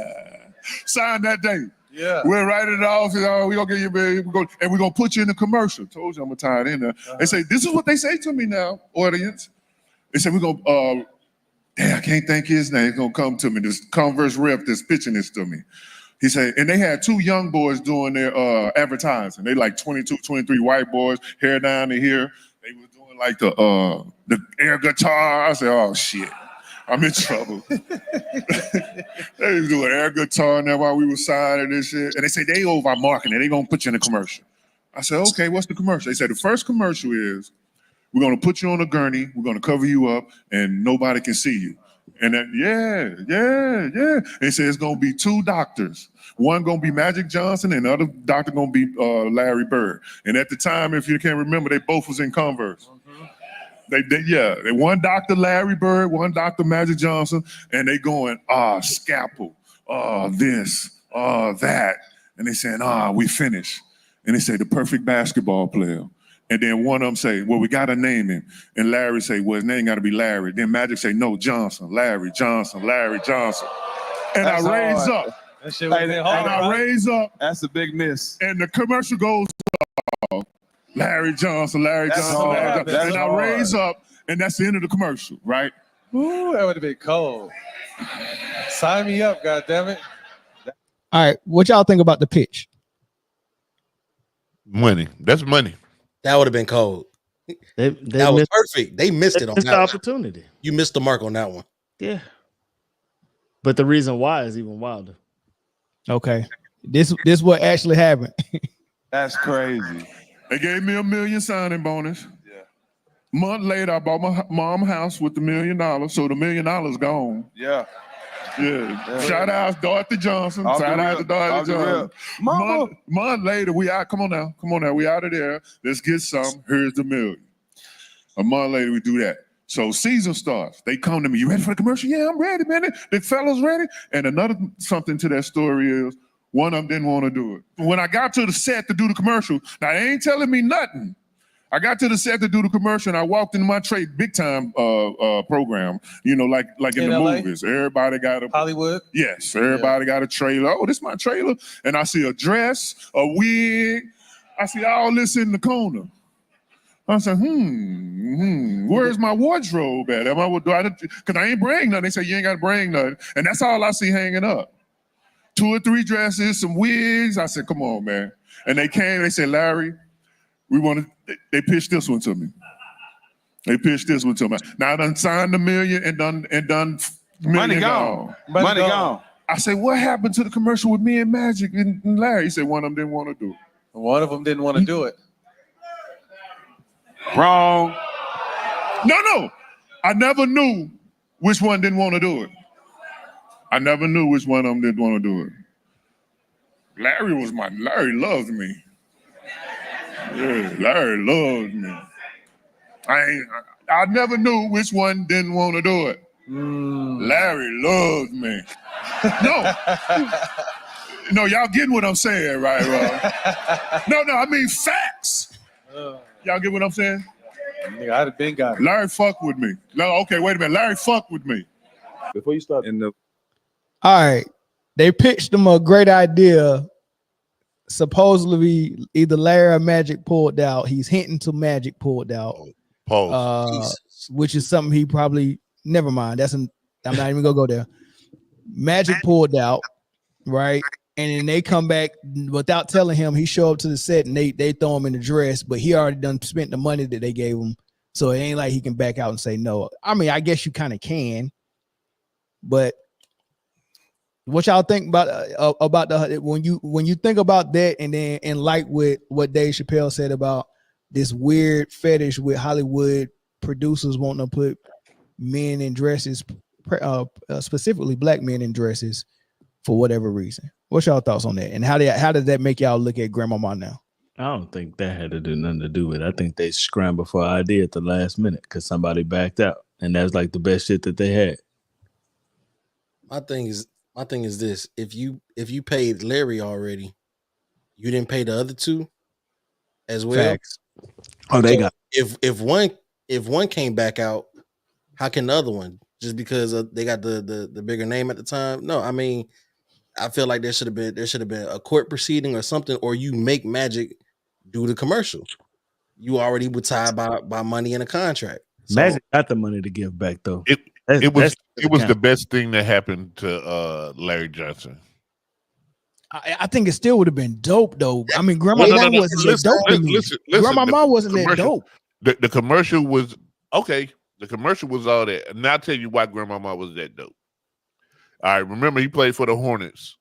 I'm in Food Line. They giving us out posters. And remember, I actually had it on my wall for a long time. It was like a life-size joint, how you can check your height. That man 6'6", but they had him with a in the Charlotte Hornets joint. People like he became the face of the thing. I remember seeing Grandmama hooping people up on Family Matters. Him and Urkel just dropping cats off. Like it gave him crossover appeal where it did. They weren't gonna take that country bumpkin and put him on TV outside of basketball. So you make a good point, Jay. And the crazy thing about it, you said you had this post of Grandmama. I think you remember when we used to get our books, our textbooks in elementary, and they give us like that paper that you can wrap your cover with. Your book in, yep. I think they had a grandma because we from North Carolina, so they had a Grandmama joint cover for that too. For free. Yep, absolutely. In that interview later on, he said he made a mistake and turned down an episode of Martin. He was supposed to go on there with Martin's mom. Grandmama and Martin's mom was supposed to play against each other. So he turned that down though. But he said he got tired. He was tired of doing Grandmama at that point. But my point is this: you're right that he got a whole lot of reach with the Grandmama thing. And I think after that Larry Johnson commercial, which it was really good, I think it would have died after that. Like, where do you go from there? After the perfect player has been born, now what? So you're right. His career go die in Charlotte and then to go to New York. The hell? That's where you go from there. That's where it went. I just think it's just sneaky for them to daggone throw that. I mean, they could have came up with something better than that dress. And not only that, I honestly believe that they never ran it by Larry or Magic. I can tell you whatever I want to in the meeting. You signed the contract and spent the money and throw your put this dress on. Yeah, but if they can tell him to put the dress on because you on the contract, why they can't tell Magic to do the commercial like Chris? Because they already signed their deal. That wasn't part of their deal. They was already in conversations. This how you say if right now you had a chance to sell to Nike and then they was like, well, we already got Michael Jordan and LeBron and Nike's, man, we can have them come on the Man Down on next Friday. You like, hell yeah, you signed that contract, man. I ain't talked to neither one of them. We ain't doing that fucking show. You know what I'm saying? Especially not together. You guys remember the obsession though in the 90s with especially black men, dressing up as women. Martin was doing it. It was happening in Family Matters. Like it was happening across Hollywood. And I think the reason it was Magic Johnson. I think even the Wayans brothers, they had been doing it for years, Low Down Dirty Shame, Mo Money, Jamie Foxx. Yeah.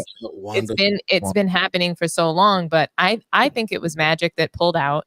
I think that it was because he never liked his Converse deal and the money that he was making with them. He's always like historically complained about it. Nike didn't buy Converse until 2003. So I think it was Magic that pulled out of that commercial. I think Magic pulled out too. And I think he pulled out because he didn't think Larry Johnson was gonna be I don't think he thought he was gonna be that good.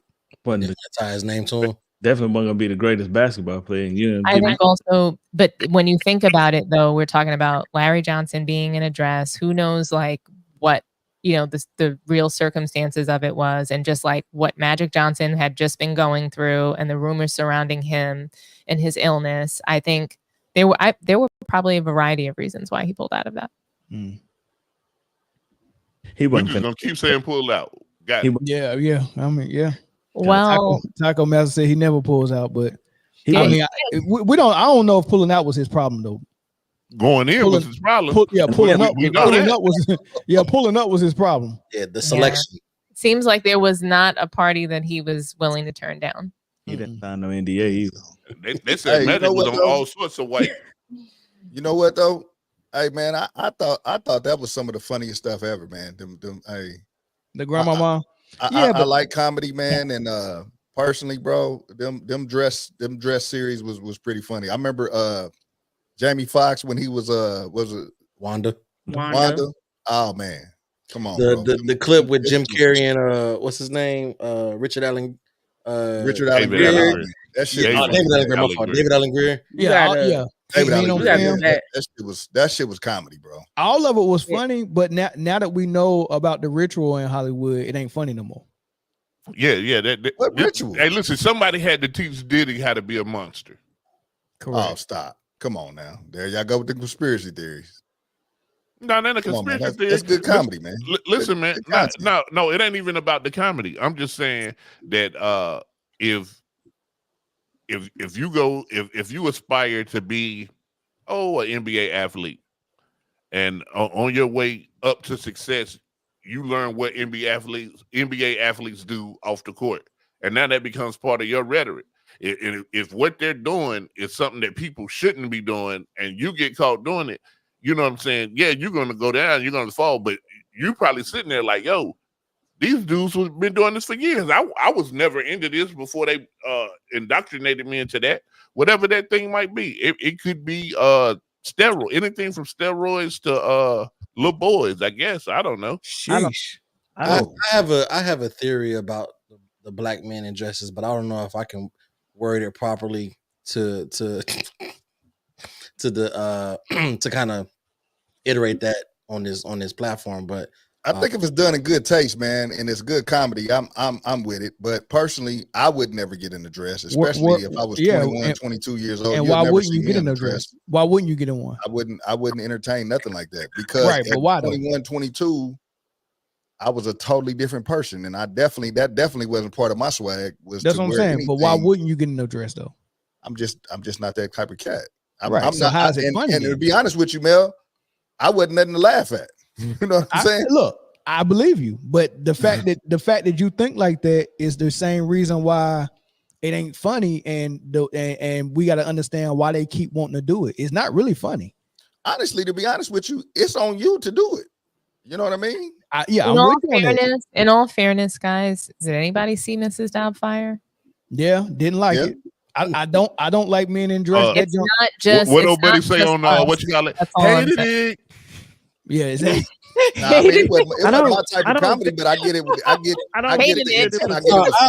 I get you, Dominique, but I think it's more so what you see. You see more black men in Hollywood do it than white men. Nah, you've seen all of them in dresses. I don't think it's all of them. Athletes. That's all I'm saying. In comedy, that's a very popular thing. It's not just black men. I think that there's a different connotation when it is black men. So how we view it's definitely different. I'm just saying it's not only black men in these dresses. If you look throughout history, go ahead. I'm sorry, Britne. Go ahead. If we look throughout history, there was a one point in time way back in the day when they would do plays. Women weren't even allowed to be in plays, so men would have to put on dresses and wigs to play those parts. I'm not saying, like, I don't know the situation with black men in Hollywood. I'm not a part of Hollywood, but I do see how they do like to portray us, and I'm not saying it's right, but I don't know if this is only a black man issue, I guess I can say. But also, then the question that we have to ask is, and he's not here anymore, why did Flip Wilson? Because I think he was one of the first ones to do it. Flip Wilson did it, who's a comedian, and then you hear Jamie Foxx and Martin Lawrence, they looked up to Flip Wilson, and then they kind of follow suit. So that's a problem. I find it as comedy, but I mean, I personally, at my age, I wouldn't have done it. But then I wasn't in the comedy realm like that, so I don't know. Right. And Larry Johnson wasn't in the comedy realm. He was a basketball player. But look, this is what I would say, and he's still ashamed of it to his day. Like when they put the picture on screen, he didn't even want them to put it up there. Man, take that junk down. Take it down. Oh, come on. He don't even like it, and he said he didn't want to do it then, but he had already spent the money. He didn't know what his rights was, right? So he just did it. He's not proud of it. This is my thing though. When people when you mention how Hollywood put men in dresses, you know, because I'm only repeating what Dave Chappelle and other comedians have said, look, man, it's a real thing that they want us to put us in dresses because it sends the images out to our people and it's a detriment to us. Now, I hate when we bring that up and then someone say, well, black men are not the only ones doing it. It's almost like if I say we have an issue in our community with black men going to prison, and then someone say, well, it's white people in prison too. That don't mean it's not an issue for us, and it don't mean that they're not really kind of targeting us for that. Just because you can point to a example of a minority that's in that situation. So when it comes to Hollywood and black men in dresses, it is an issue, and they do push that on them for some odd reason. And for some odd reason, it's just before they ascend into a higher plateau. It just is what it is. And if I disagree. But if people I do agree. So that was the point I was trying to make, though, Mel, is that like all men are in these dresses, right? But it's a totally different implication when it's black men doing it. Right. And I do think that there's gender implications there too, because especially today, why do you think it's even worse for, Larry Johnson to see him in that dress? Because there's an influx of men demanding to be women. Mm-hmm. So, you know what I'm saying? It's almost no longer funny now because he helped usher that in, Dominique. That's probably what he's feeling. He's probably feeling like I did that. Bro, I don't agree. Yeah, I don't agree. Racing to everything, bro. And the reason I don't agree with it is because you can't. I'm with it. Go ahead. You can only maybe name 2 or 3 athletes that have done it. That was supposed to be something funny. Hollywood, that's a totally different story. It's the same producers, though, Corey. Larry Johnson. It's the same producers that produce commercials. Nothing to do with Hollywood, though. He don't have nothing to do with it. It's the same producers, Corey. I understand what you're saying, but that don't have nothing to do with it. These dudes in Hollywood, that's a totally different story. Yeah, but it's the Hollywood producers are the ones who are producing the commercials. But the reason that Larry Johnson probably don't want nothing to do with it no more, because now he knows what it entails.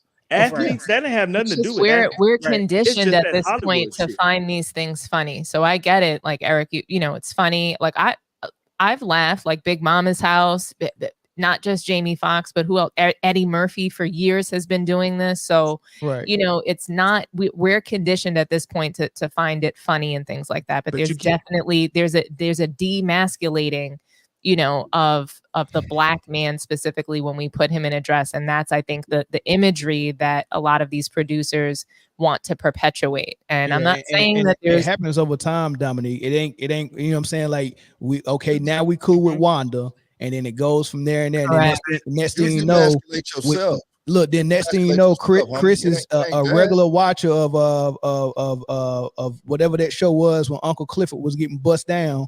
Yeah, and he's just perfectly fine with it. Even Jim Carrey was doing it. Like, look, Eric, you're saying that you think it's funny, but yet you wouldn't do it. You wouldn't do it at 20, and you wouldn't do it now. So there, all I'm saying is and the reason is because, and I think you're not saying it, there's a subconscious bias, right? There's an implication when black men are in dresses. I get it. I would understand what y'all saying. I just think we take the whole race thing and we apply it to everything. Like, oh my God, they hate on the black man. They trying to get us in dresses.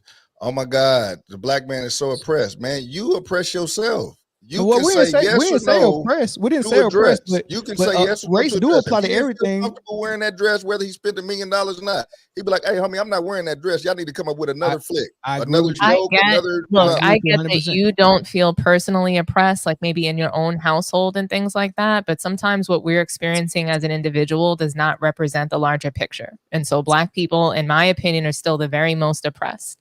I get. I'm totally with you, and we definitely agree on that.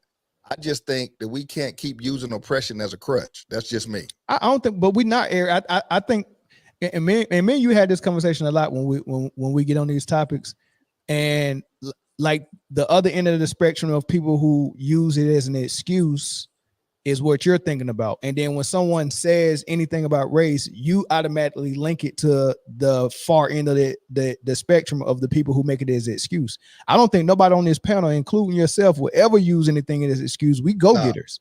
Like, we all go getters.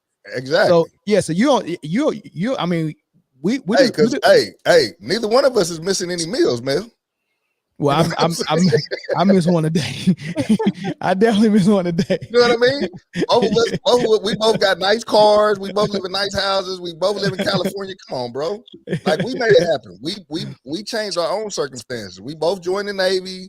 We did our time. We did everything we were supposed to do. So I don't believe in that black shit being a crutch, man. And I think people jump onto that shit, and you just don't want to hold yourself accountable for the shit you do. If you don't want to wear a dress, if you don't like how that shit feel, if you think you look fucked up in that situation, you can always say no.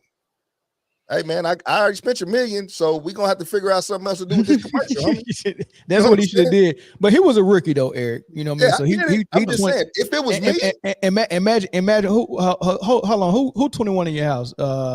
Trey. Okay, imagine him if he didn't have his dad to call and get advice from at that moment. Imagine him. They done gave him $1 million. He done bought your wife a house. He ain't got the $1 million. He show up and they're like, yeah, put this dress on. You got to. I'll be like, he probably was like, man, I'm like, you ain't put my motherfucking son in no dress. You ain't attaching my last name to that. Got me fucked up. Let me speak to your manager. All right, man. Let's go ahead and move to the next topic. I was gonna open the phone line. I just want to say, like, I'm okay if black men want to wear a dress. Okay, I'm okay with it. I'm not okay. If that was your boyfriend, you wouldn't be cool with it. That's right. Ultimately, it's your choice. That's all I'm gonna say. Exactly. Like ultimately, like it's your choice on what you want to do. If that's what makes you happy, then that's what makes you happy. Hey, if your boyfriend showed up right now, Britne, and he said, "Hey, I just want to wear a dress," you ain't gonna be with it. Nothing about my boyfriend. I'm talking about. I'm just saying. General public. If would you rather want your man in a dress or this outfit like, hey, right Britne, here? This is who I really am. A blue Robbins vest, a leather jacket, and a flowered sweater with vanilla ice cream trimming on the bottom. God. And some mom jeans. Yeah, I'm not fucking with it. You ain't messing with it. All right, bet. Yeah, but leave Princess alone. All body types matter. No, of course, yeah. That was a good topic. Appreciate the comments, all the engagement on that topic, man. But we're gonna keep it pushing though. So you missed a good one. I see your power strip went out too. Nah, man, I live in the sticks. I live in the booms.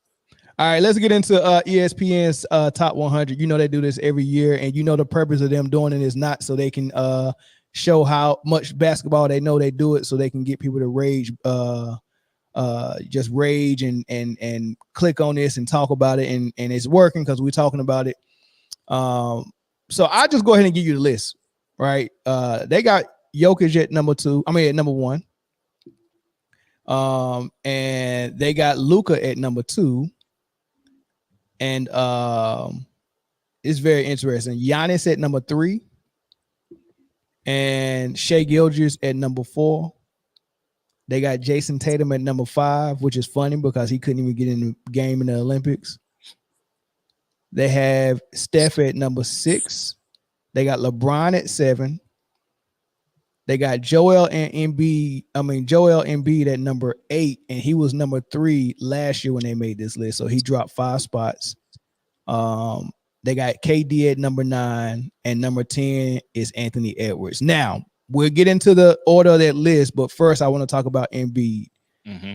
They said that he dropped because of injuries. Why he fell 5 spots? Injuries. When Embiid was healthy last season, he was having a truly historic season, as he was on pace to become the second player alongside only Wilt Chamberlain to have more points than minutes played. Then a knee injury derailed his season. As a result, the NBA reigning most valuable player wound up being ineligible to defend his crown, playing just 39 games. He came back in time to play against New York Knicks in the first round of the playoffs, but clearly was less than 100% due to the combination of his knee injuries and a case of Bell's palsy across Philadelphia's 6-game exit. Now, Gil's Arena was talking about this, and Brandon Jennings was the only one that was like, look, I get it. If you can't stay healthy, I can't rank you high. And this is how that conversation went. Like if you really if we're having an honest basketball conversation, like eyes don't lie. Your eyes don't lie to you. The man is the Why most did they do dominant that? player. They could have put him in like 4, 3. but Joel 8? Embiid. We would have still argued. Yeah, but 8. Joel Embiid is the most dominant player in the NBA. Period. Yeah. Period. No debate, question about it. Yeah, when you What say is dominant, what are his little blurbs? His little offensively, what paragraphs do you dominant? Dominant. Damn. Yeah. Yeah. Yeah. Only thing stopping him is injury, not a human. Not a human, not a referee. Nothing, no one. I mean, that's a lot of players. No facts. Like, listen, 4 or number 3. Thank you. I'm gonna put him at 4 and just let him get mad to go to 1.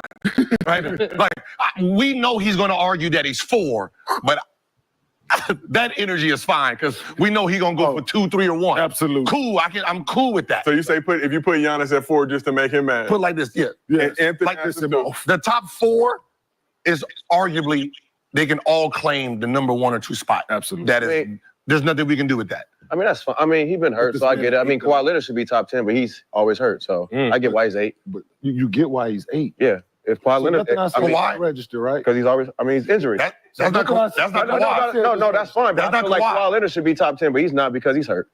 So I get it. So who did? Over who? Who would you take out? Jason Tatum. Whoa. The hate continues. I mean, Kawhi Leonard. I mean, he would be in there if he wasn't hurt all the time. So, but he made second team.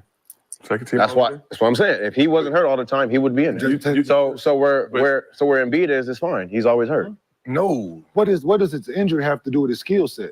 The skill set is. I mean, his injury has to do with everything. That's why he's not in the top 4. He's not available. That's why Kawhi Leonard's not in there. Can I ask you a question? Hold on. I got a question for this Bucks fan over here. Did y'all best player miss games last year in the playoffs? Yeah, what they got to do anything? He's still 3. He was hurt. Okay. He's still 3. Did he miss games? Missed the entire postseason in 2024. The Heat the year before. Yeah, but Kawhi Leonard's not even. But he's not even these. But you said Joel though. He's not even available either. Playoffs. A little bit. Huh? He played more than Giannis in the playoffs.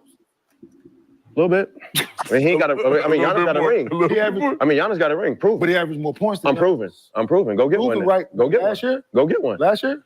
I got a ring. Go get a ring. Go get a ring. You got one last year. I got one though. We got one though. But we got one though. When he gonna get one? No, we're talking about. When is he gonna get one? When is he gonna get one? So all that shit about all that y'all talking. He's right where he should be. So until he become healthy. Nah. Just like. Hey man, thoughts, man. I think the biggest flaw in these lists every year is that they continue to group a player's entire resume and accolades into the list. I think the list should be solely based on performance of the last season. And I think if that was the case, then the top 10 would not be what it is, right? Availability is your best ability. The right? best ability is availability. Yep.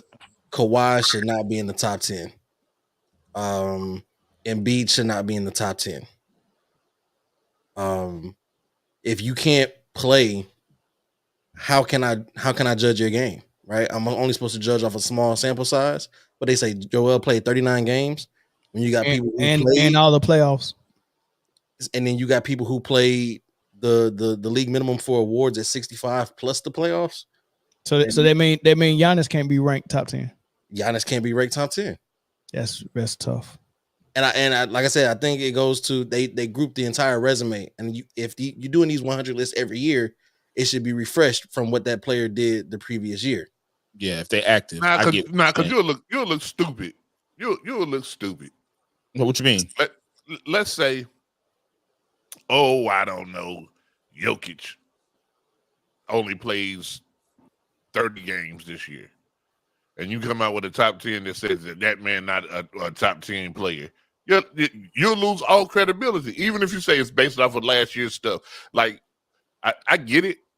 I get what you're saying, and in theory, it makes sense, but those lists would be even more egregious.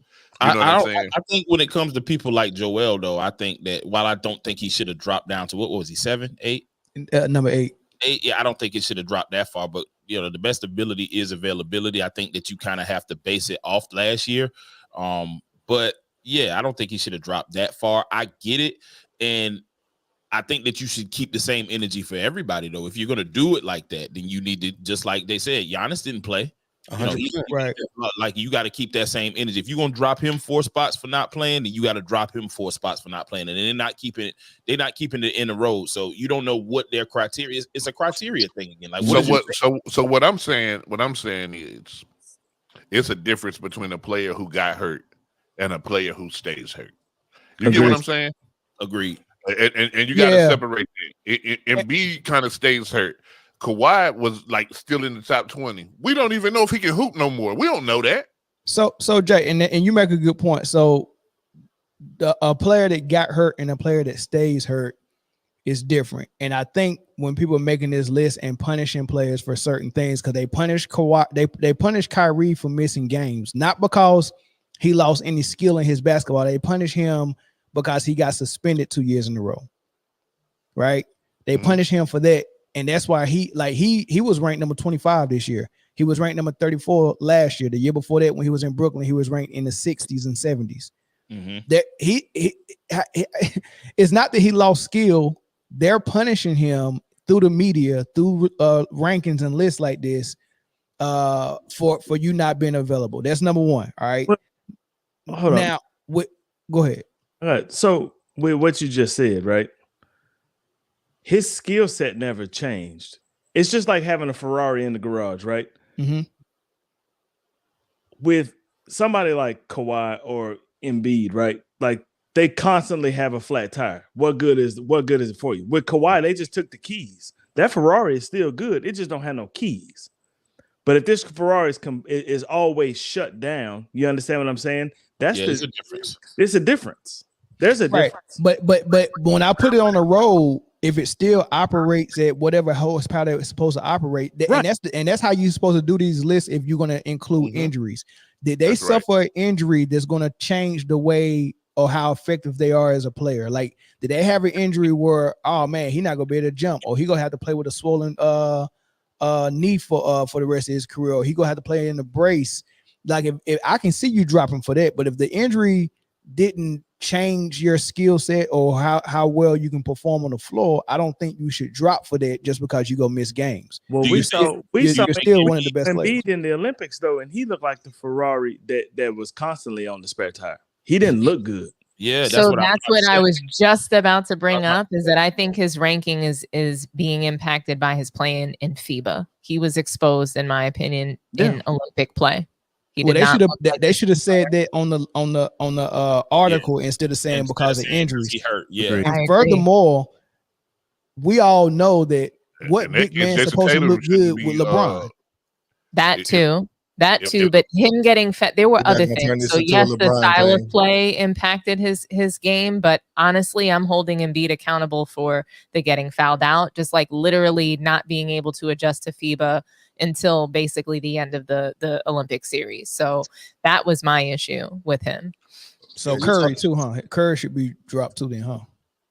Out of the top 10 because of his FIBA play? He didn't look good in FIBA until the silver and gold medal game. Tatum should be at least at best 12, right? Tatum should be 25 based on FIBA. That's 12. Because 11 people got more burned in them. But that's the thing though. Like with Tatum, he just got his keys taken away. Yeah, but we're just poking holes in how bad this list is on how they're trying to use their criteria. There's no criteria, no rhyme or reason. They're just throwing stuff out there and just making people talk about it. The objective of the objective of the list is though, right? It's just to make sure that LeBron is a top 10 player headed out of his career. He's ranked number 7. It's all the objective of this list is to say, oh, LeBron is number 7. He's above so and so and so and so and so and so. Above Anthony Edwards. Yeah, that's what the list is about. Look, nothing else. I don't even think they gave a damn. LeBron out of it. Hey, my biggest the story though. Another week. Eric, that's the story. It's the story that he's in year 22 and he's above all these other players. Well, the story of this list is it's bad every year. This list is bad every year. It is. This list is They this do list it for is the, who for the do I like the conversation. best. That's what this is. And then number 2, listen, maybe it's me. Who owns ESPN, Jay? Disney. ESPN. That's what we call it. Period. Listen, man. Listen. So people, listen. We got to quit acting like LeBron got all this power, man. This man. Listen, Disney is the parent company of ESPN.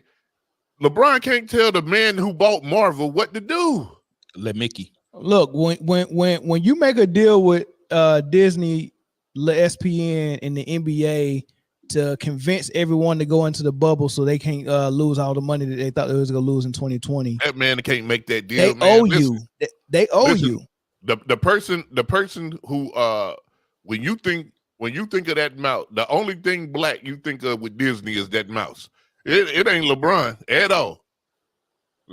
We gotta remember what we know, guys. No, Jay, how can you say that? ESPN is out there reporting that Bronny is a good basketball player. No, ESPN is doing it. So they're not reporting it. Really? Yes, they ESPN were. is doing it, yeah. Yes, they literally were.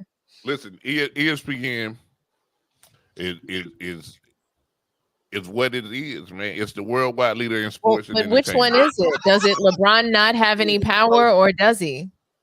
He ain't got the kind of power y'all act like he got. If he had that kind of power, number one, next thing closer to God, according to y'all. Number one, if he had that kind of power, his hairline would be intact. Number one, exactly. No, ESPN ain't Put got the the magic man for weave that. on. I mean, that hairline is not real. But it still ain't intact. That's what I'm saying. He can't even give you a good fake hairline. Number two, if he had that kind of power, if he had that kind of power, Bronny would have been a max player, not a 55th player. Listen, there's only so much coming. he could do. Oh, no, that's coming soon, Jay. So much. That's coming soon, Jay. That's definitely coming soon. All I'm saying is going to get the max contract, and they're going to say it's because of his jersey sales. LeBron James does not have the type of power over this Disney entity as people try to say. He don't. He just don't. To the game, we got to reward him with a 4 he ain't got power over Disney. If he was at those Diddy parties, like they're reporting that he was at, then he has a lot of power. Lord have mercy. I don't think he was, but he's got a lot of power. Did y'all see the game last night when Bronny came in and got his stuff blocked to the backboard by KD, all ball, and they called a foul? And it was a foul. And it was not a foul at all. It was all ball, and they still didn't reverse it, and he missed both the free throws. I'm like, they trying to get his man points, and he went LeBron made him. LeBron made him do that too. But here's the thing, right? Two things can't be true when they polar opposite. So if LeBron controls this list, we all agree that he's a narcissist, right? No, I don't think he controlled the list. No, I'm saying we all agree that he's a narcissist. If this was LeBron driven, that man would not be 7. That man would be uno. They put him as high as they could get him without looking retarded. You can't put him one. You can put him over Steph. They put him as high as they can get him. You can put him 7 over. is You the can put him highest over. they can get him. Dude. First of all, the list started off with 3 bad entries back to back to back. 1, 2, and 3 is all trash. They don't play no defense. You know what? I got another clip for y'all, and then I'm gonna get into these super chats. So just speaking on the Joel Embiid stuff, man. Kevin Garnett, you know Kevin Garnett, he slips in and out of wanting to be a media member that drinks the Kool-Aid, but every now and then something bothers him so bad where he got to snap out and be honest. Mm-hmm. So this was one of his honest moments. Like it's over. Like I guess for the duration that he's ever in the league, which is a fucking amazing that he can get this off. I mean, this is it, dog. Back to backs are part of the fucking of the. So that's gonna be about like 15 this year. Games so automatically you're not playing in 15 games. So he's missed. You got a 67 game schedule. Right. He's gonna play one of those games, but he's not gonna play both of those games. Yeah. Man, listen. Okay. What do you think is a good number of games he played? 82 games, man. This is what the fucking job calls for. You're not practicing. You're not even playing a whole fucking. You don't play in the summer. Right. I can see if you playing in the summer. You on the playground. You went to the Olympics. Then it's training camp. Y'all do 30 days of fucking tour days. Okay, that's when you get rest. Man, I don't want to hear this shit, man. I don't want to hear none of this shit. Motherfucker can sit out a back-to-backs. Bro. Hey, listen, we done with that comparison of the era shit. We're gonna respect this era and what it does, and that's it. Don't compare nobody and none of this shit because you can't. If you ain't play, man, listen. I think that's gonna hurt Philly. That's gonna hurt Philly from not even that, but bro, from a seeding perspective, it's rhythm. One night I got P. Next night I ain't got it. You might have to they might put themselves in the position to where they play Boston in the first round. Bro, the league that might not be good. Bro, this is all over the place. Real shit. And ain't nobody saying nothing. You know what I'm saying? Ain't nobody holding nobody accountable, bro. So not only are they not gonna practice, they gonna sit out. I ain't got you in 15. Hey, look back to backs. So guess what teams gonna do? Teams now can lock in on you. Okay, let me see what Philly playing. Okay, here. Okay, look, if he probably not, because they gonna go, who's the team that we can better beat out of the night? So you got some nights they're gonna have Boston, Orlando. Okay, probably let's go ahead and you're gonna play Orlando. Like that's what's finna happen. So he said he snapped out of it because remember he put out the olive branch and was like, all right, I'm gonna stop dogging this era. I'm gonna big up this era. I'm gonna big up LeBron. I'm gonna all this stuff. But he like, look, man, I can't keep doing this, man. Y'all can't play 82 games. Name a superstar that was in that top 5 list that played 82 games. Name one. The only person who played close to 82 games that was in the top 10 was Tatum and Edwards. Yep, and Luka Vandross show ain't playing 82. Nah. KD little baby body ain't playing 82. You know LeBron 10 man ain't playing 82. Steph, Mr. Glass ain't playing 82. Embiid, AD, none of them. The ones they want to spit on the most, Jason Tatum, is the one who's playing the games and who won the chip and who's playing both ends of the floor and who's playing without the ball. But that's the one they want to spit on. And KG is like, this junk is crazy, man. Don't compare the eras no more. This is the weakest era of basketball that we've ever seen. The weakest. The GOAT cannot come out of this era. The best of anything can't come out of this era. Steph ain't even the best shooter. Ray Allen is. The best cannot come out of this era. This is trash. You can't play 82 games. Steph would shoot 5% less if he played all 82 like Ray Allen did. And that's a fact. And I mean, we know what he does in the fourth quarter. He's not a fourth quarter player historically. It's just man. Shout out to my boy Brandon Trapp in the building, man. What's up? T Rapper. Yeah, that's facts. The best of nothing can't the best can't come out of the weakest era. I don't know about that. Imagine naming somebody the best fighter, but he fought around. He fought people that had one hand. Make us understand how the best player can come out of this era. It's not possible. The environment don't exist. The best of anything can come out of the weakest time period, and I don't know about that. Well, as far as basketball, because you got an opposition that go hand in hand with what you're supposed to do. And we're only rewarding people for points, rebounds, and assists. That's it. That's the only part of basketball where people get rewarded: points, rebounds, and assists. If you can do that, you can be number one. Nobody's talking about defense. Nobody's talking about playing all the games. Nobody's talking about heart. Nobody's talking about doing it the normal way. It's just that if I can form a super team and get a ring, I can be compared to Mike, right? I don't even have to repeat titles. I can just win one time, or maybe not even win. Now it looks like we're headed towards a place where you don't even have to win. Jay, I don't know about that. I'm with you. You know why I'm with you? You know why I'm with you, Jay? The reason I'm with you is because maybe in basketball y'all can argue that, but in football, I think we're getting ready to see one of the greatest players come out of this era. But it's not. But this era in football is not weak though. Hold on. It's weaker. It's weaker. Some people can say it's weaker, right? Right. You think who you think was more afraid to get their legs taken out of them, thrown in the pocket, or getting their head taken off? Joe Montana or Pat Mahomes? Oh, no question. Exactly. No Well, right. You know what? I'm with you. I'm actually, yeah, I agree, because Eric, I don't think that today's football players are better than yesteryear. Why It's not possible.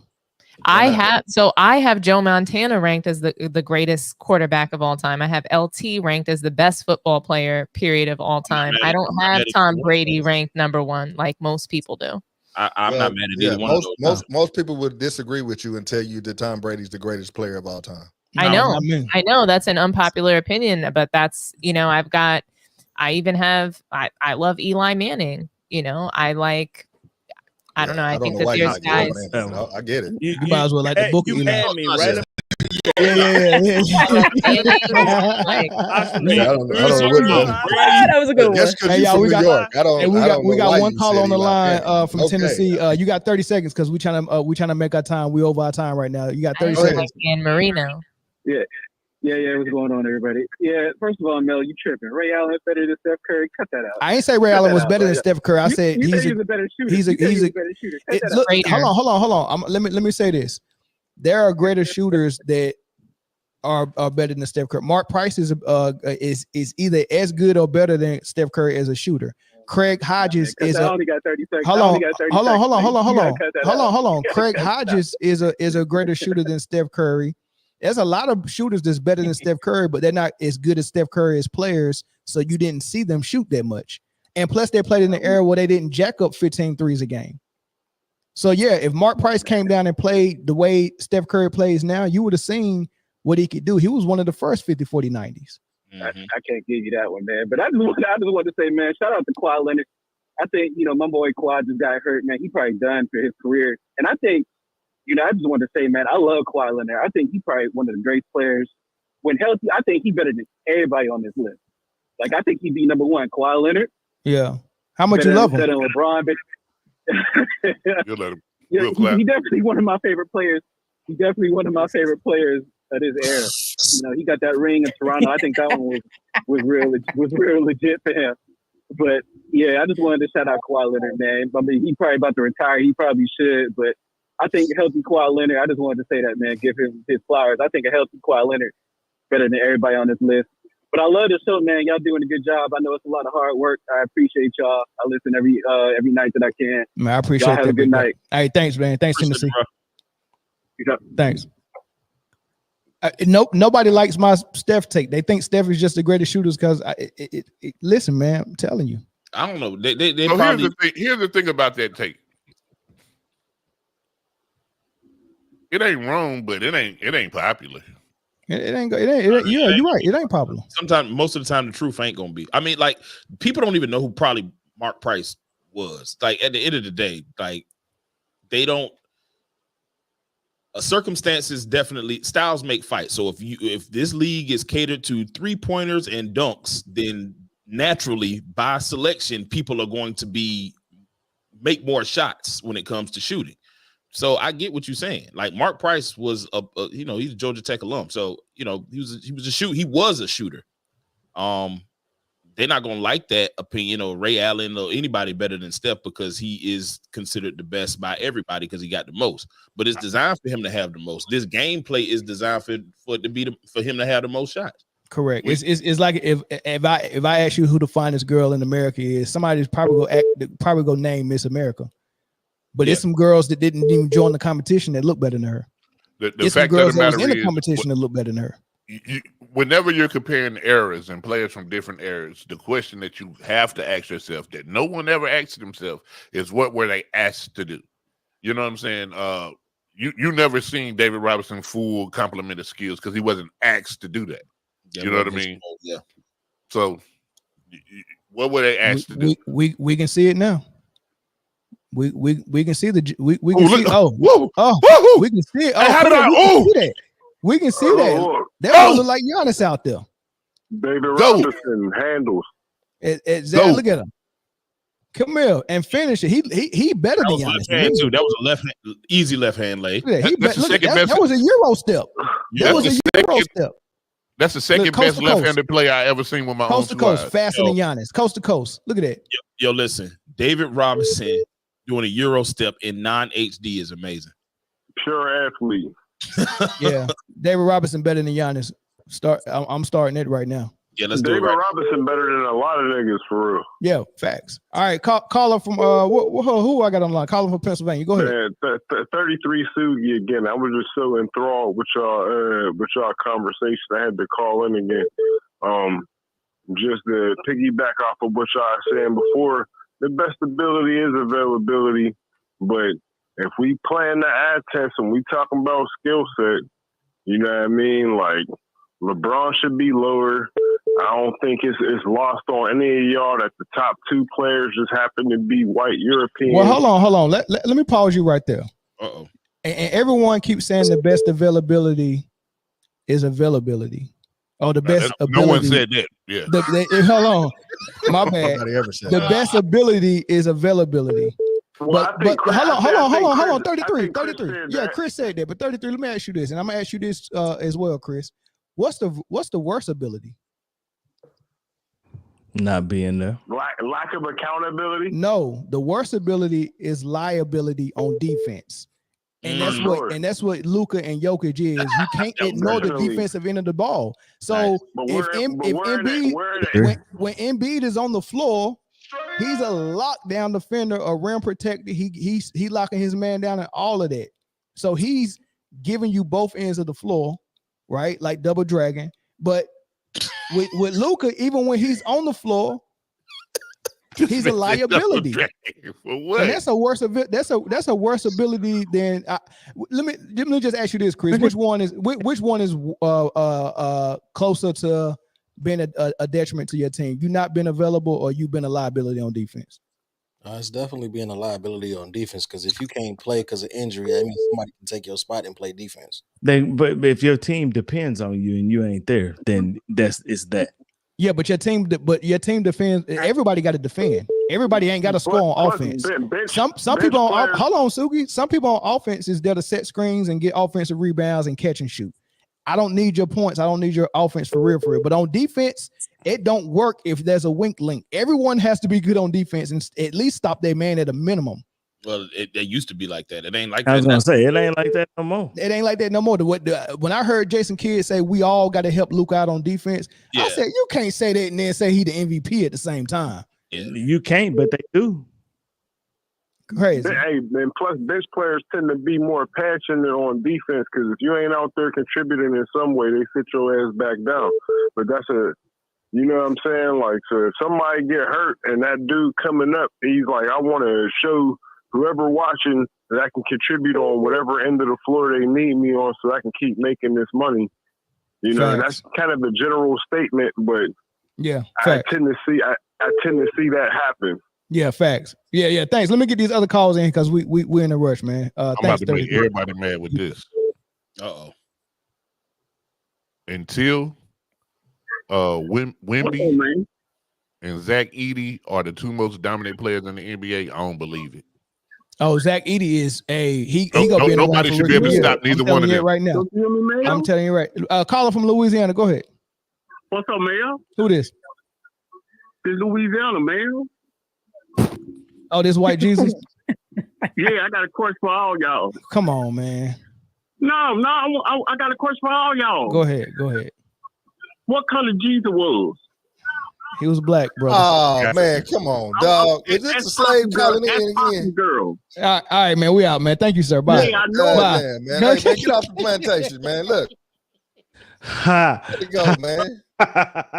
That man said. Let it go, man. They gave you your papers, man. You good. Yeah. Let it go, bro. They gave you your papers. They gave you your papers, Juneteenth, man. boy, God. You go to Mississippi now, man. It's all right, bro. What's up, Mel? What's up, man? This is the last call, y'all. Last call. Caller from Ontario, Canada. What's up, brother? Hey, great. Hey, what's going on? What's good? Hey, man. Great show you guys had. Just want to say somebody? great work. Damn, man. Appreciate you, big dog. Some yeah, ESPN, the ESPN list is a total sham. I definitely agree that health has a lot to do with it, and if you're not available to play, and you're not consistent, you can't play both ends of the floor. All those things should be taken into consideration. Facts. Where you are ranked. And yeah, I agree that LeBron has a lot of sway and a lot of control, and that's the league's fault, man. You're not going to promote these young guys, and you're just leaning on him all the time. This is what you get. Other than that, man, I liked everything that everyone said. Everyone had great points, and yeah, controversial take. I think Ray Allen is my favorite shooter of all time. Yeah, it's a lot of them out there. Dale Ellis, Dale Curry, and people don't. I can't remember one day somebody was. I think it was Steve Jackson said something stupid and said Ray Allen wasn't athletic, and I'm like, what? Sheesh. No, you didn't watch early Ray Allen Bucks. What are you talking about? This guy. You look at his highlight package. He was throwing down on people even when he got to Seattle. Facts. He's still very athletic. They ain't call him Jesus Shuttleworth for nothing. Facts. Hey, man, trust me. Yeah. All right, man. All right, brother. I'm gonna let you guys go. Yep. Appreciate the call, man. Great work, all of y'all. Oh, I was gonna say, put all the rest of the guys' handles up so I can follow the rest of the crew. Because right now I'm only following that Man Down Sports. It's in the it's in the description. So, it's in the description box for the video. It's in the description box. Yeah. Okay, cool. Yeah. I'll follow everybody else. All right, no doubt. Bless All up. right, bro. Yep. All right, bro. All right, let's move. Are we done? Are we done? No, we can't be done until we talk about this pick'em week. Now we ain't done. Oh no. I'm talking about this segment. I'm talking about this segment. Yeah. What I did want to say though, Jay, somebody had mentioned something. I wanted to. I can't even remember. It was, man. I had a point I wanted to make, but it's all right. It'll come back to me later. I say it on Sideline Speaks when I get invited over there. I like that hat you got on, man. Mm-hmm. You like that, don't you? Throw a quick shot though. I want a shot. You are invited anytime. That's what I'm saying. Hey. We can get on Sideline Speaks for real. It was track at one time. What was track?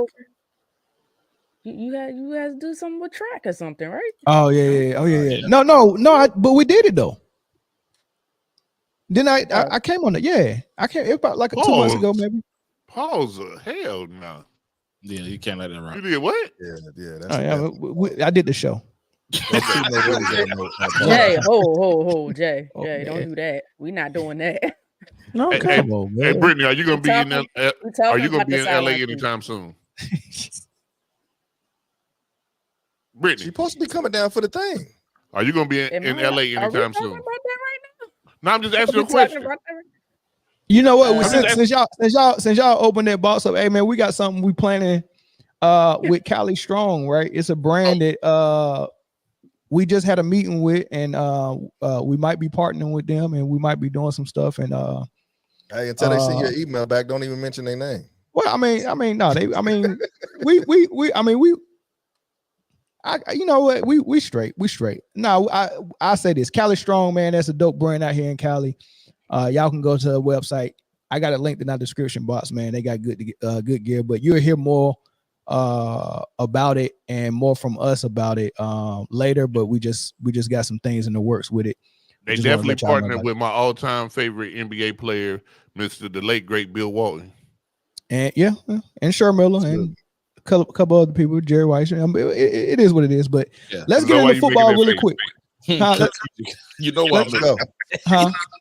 I ain't dealing with that. Don't get in the car. Don't get in the car. Getting in the car. All right, let's get into I can have two favorites. Football is for this week, yo. Man, I gotta get. I don't appreciate them little emojis, bro. I hate that I missed that 1 week. If you get up out of last place, you wouldn't have to worry about them emojis. I don't even know who that at the top. So damn, Corey just died. Another week plus a Thursday night is in the books of NFL. We got the rankings. Not much really moved. Shout out to Dominique for making it above 500. So she's making a comeback. After missing a whole week, that's impressive.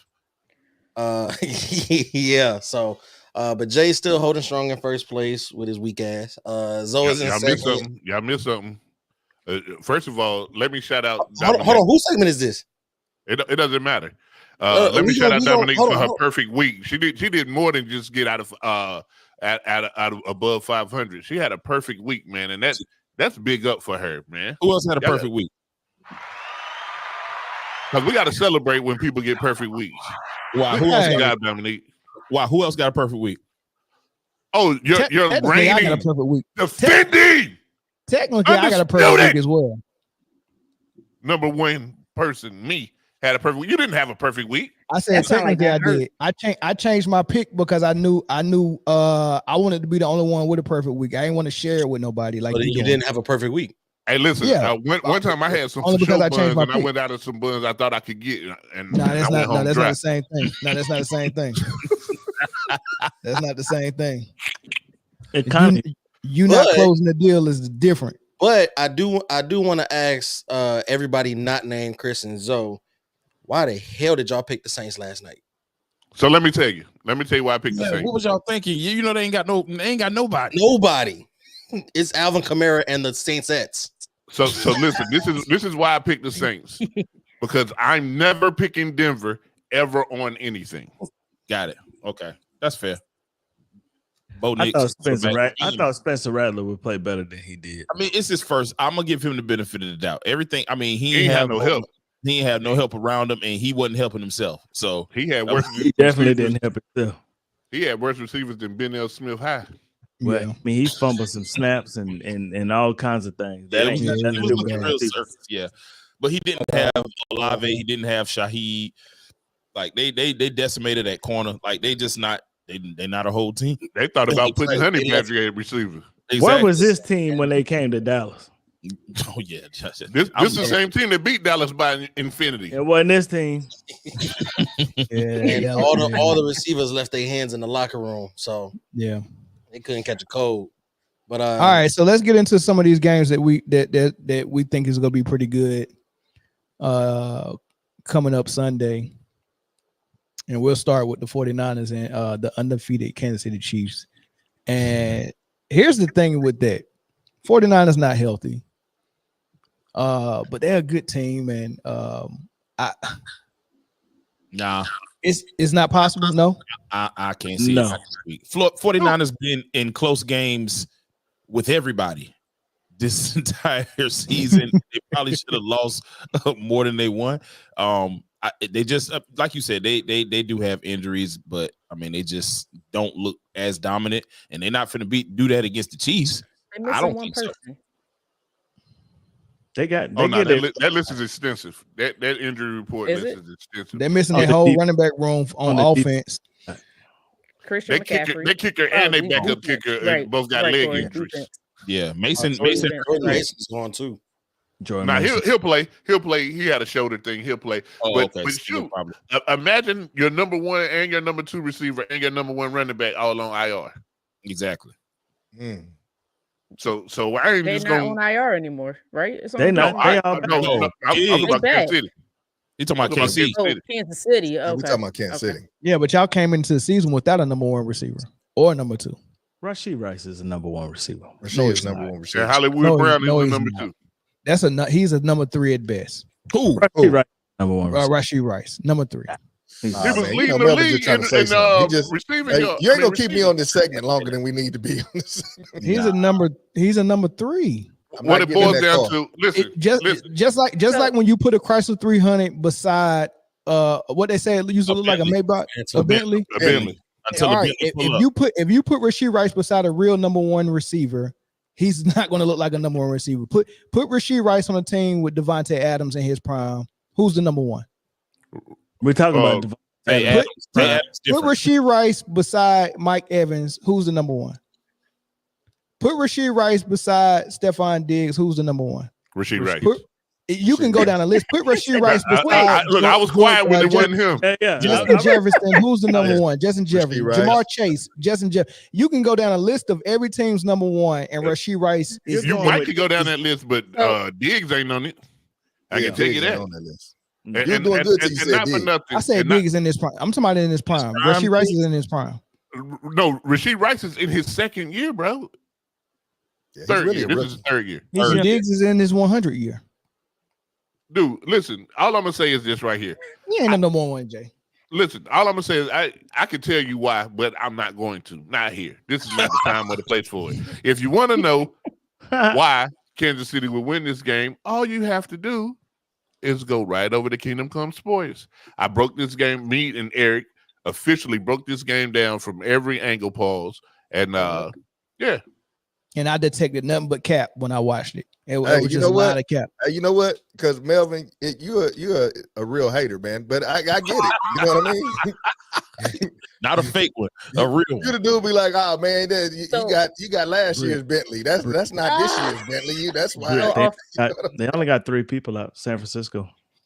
That's what I'm saying. So offensively, what's San Fran's excuse outside of missing Christian McCaffrey? Because from my understanding, when 49ers fans is yapping and chapping and yelling and screaming and doing all that crazy stuff at me, they always say Debo. As long as Debo's not out, we good. He's the main guy for our offense. He's the most important piece for our offense.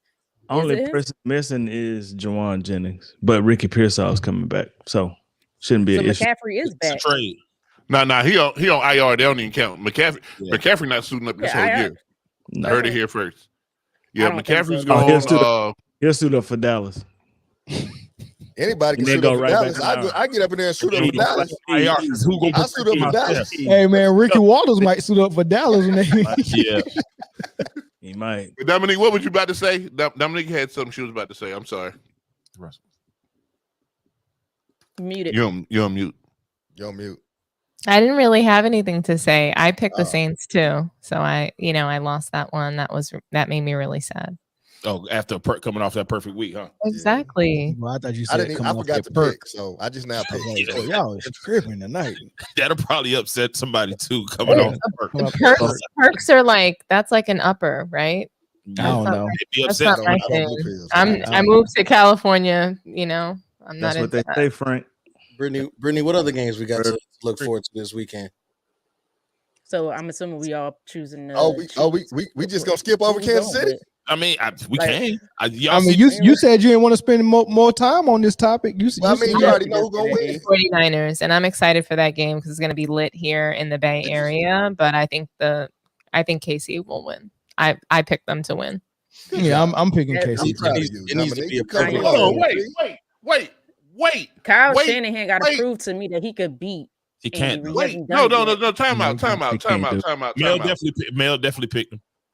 Nah, not all that shit you was just talking. Yeah, he definitely. I wasn't talking about nothing about them not winning. I just said y'all didn't have no number one receiver. You trying to make it seem like y'all 5-0 without a number one. Y'all ain't had a number one since Tyreek Hill left. Man, Scott Moore's there. That's not a number one receiver. You know what? My bad. That's me. That's my bad. Yeah, that definitely was your bad. That didn't help the argument, Jay. You know what y'all got? Y'all got one of them single moms that say I'm the mama and the daddy. You don't have a daddy. Oh, you got a mama and that's it. You don't have no dad in the house. Oh wow! Just because you occupy that role. Oh wow! That went down another road. What I'm saying, just because you in the number one role don't mean you're a number one receiver. I actually got the reference. It was crazy. I missed it. I totally missed that one. That went down a totally different path. Yeah, he took us down a whole different path on that one. Hey, I'm about to y'all look at this comment. Dominique, you look at this comment right here. Wow. I don't look. And you do got a little bit. You do got a little bit of truth. You look like the truth a little bit. I don't see it. If I could see it, I would have been after Corey. That's the truth right there. Paul Pierce, he's a one of a kind. That's the truth. Dominique, we gotta talk after this, okay? Look, so We gotta Britne, have a just so you conversation know, after this. I think that the truth is ignoring me because I've already tried. Kevin Garnett. It was Kevin Garnett for a long time. Now it's Paul Pierce. So they're friends. That doesn't really work. They probably is. Like, talking about me. They comparing notes at this point. Yeah. She inboxed me already, Lord. Like Dusty and Mustard. When I found out Kevin Garnett got divorced, I was like, oh my gosh, I'm moving to California. And then I couldn't find him. And now Paul Pierce started showing up on Undisputed. And I'm like, oh snap. I just noticed him differently. Hey, when you see this latest episode, hey man, he done trimmed down. That Ozempic is he on it, man. He's looking, he pulled a mace. That's what you're saying? Yeah, he got the Ozempic. He slimmed down. Mace on that Ozempic on that O2. Let me see. Yeah. Nah, Mace in the gym, man. What's the next game? Mace ain't on the shot, yo. Yeah, Mace lost his weight by diet and exercise. What's the next All right. So Kello, you're crazy. This is another thing that was in the news. You got Devontae Adams actually, got traded.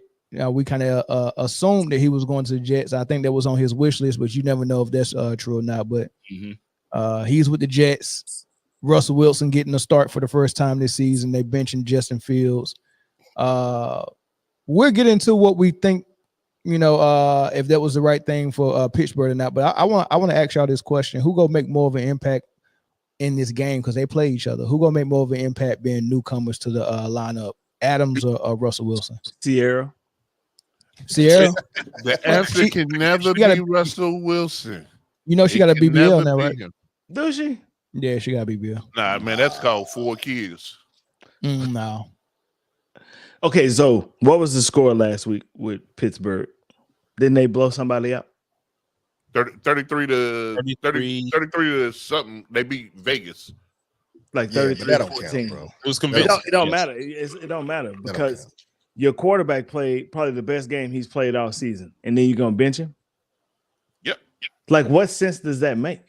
Because he was always the number 2.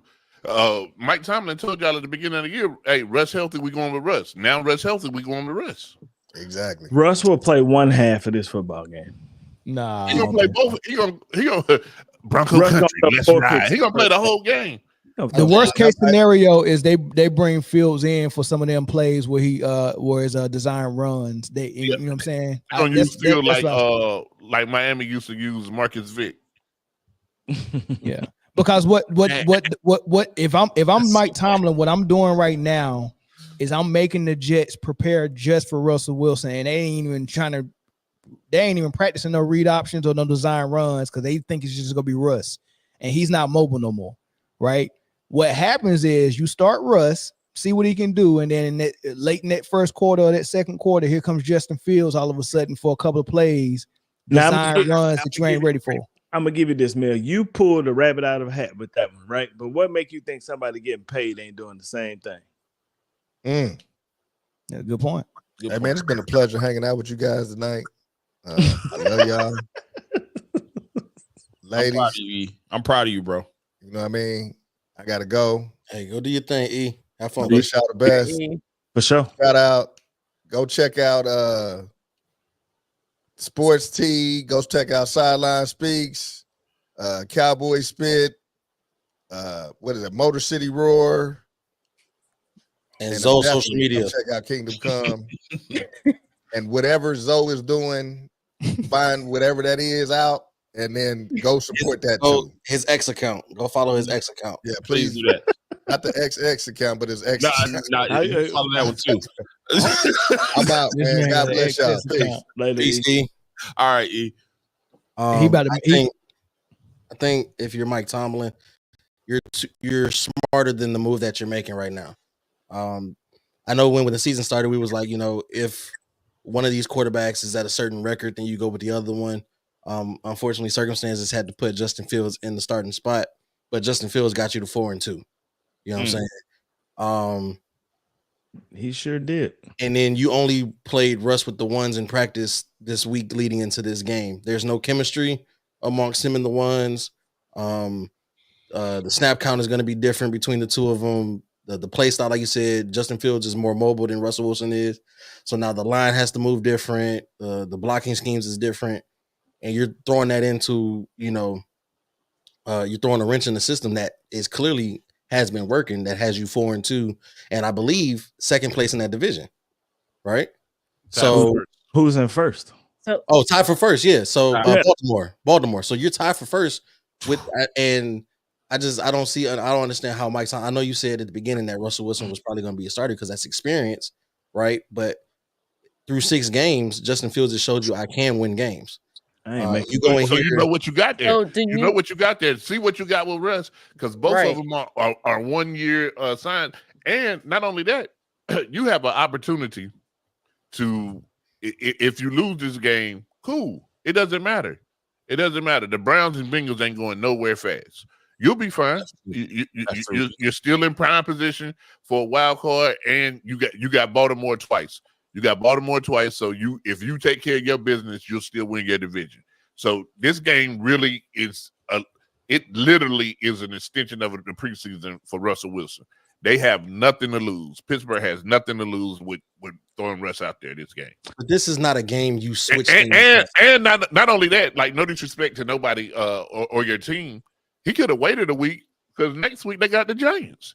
He could have put Russ out there against New York. I would have played against the Giants. I wouldn't have played him this week. It's so just. Do y'all think Justin Fields is doing enough to where some of these schools, like some of these teams, like you got Baltimore, you're gonna have teams that you get ready. That's like Justin Fields, right? Yeah. Do you think he's doing enough to get over these more offensive power teams later down the line? Britt, what's his record right now? 4-2. I know what his record is. There you go. Yeah, but I'm gonna be real. But we're questioning Mike Tomlin. Like Mike Tomlin is a good coach, right? I'm gonna be real honest with you. Off what he has. I don't have a problem with Mike Tomlin, what he's doing and what he did. However, if I'm the Browns front office, I'm calling Mike Tomlin like, man, look, just give me Justin Fields right now. Give him to me right now. That wouldn't hurt me. We could do a trade in the locker room.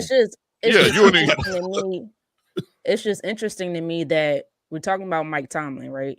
So if he's if he's so willing to put Russ out there on the field, that's telling me that maybe he's seeing the writing on the wall with Justin Fields. Maybe you're capped out. You're not.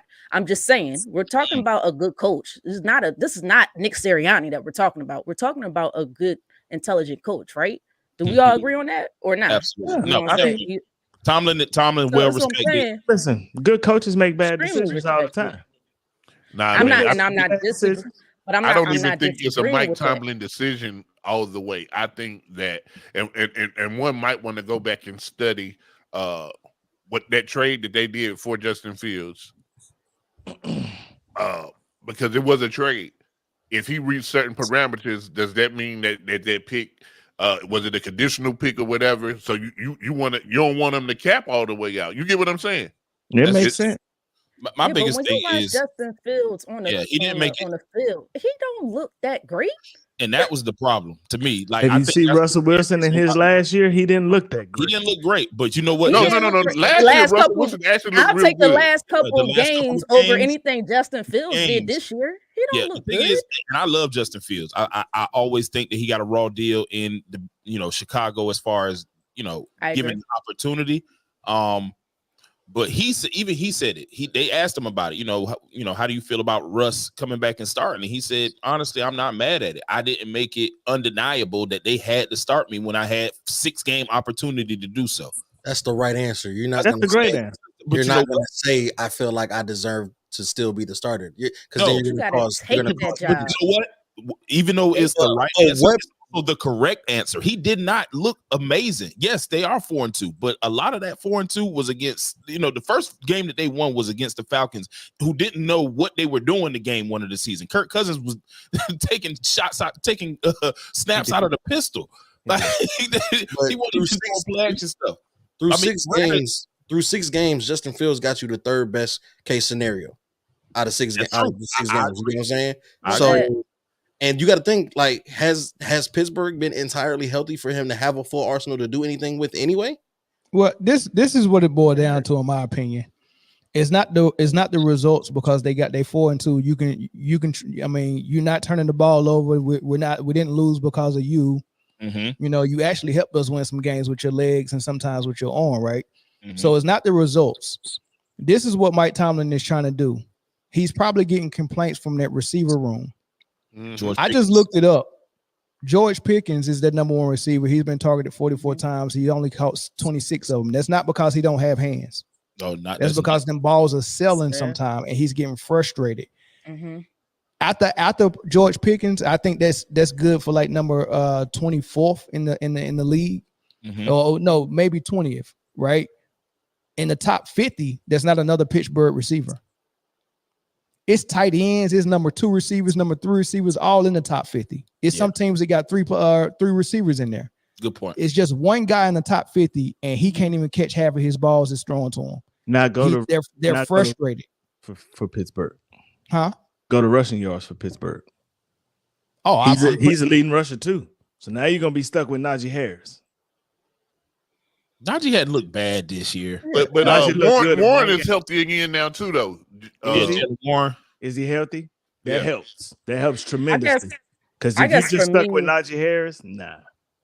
I guess for me, like you had 6 weeks to Mhm. literally take the job, Take and the he did not position. take it. He ain't You- take you it. He didn't played take well it. enough to win. The coaches He is didn't got take you. it. I understand what you're saying, Yeah. but at the end And of we're the not day, going to neglect the defense. the end It of was the one day, they game in there the 4-2. defense was scoring more points. at the end of One the of day, those they games was 4-2. defense.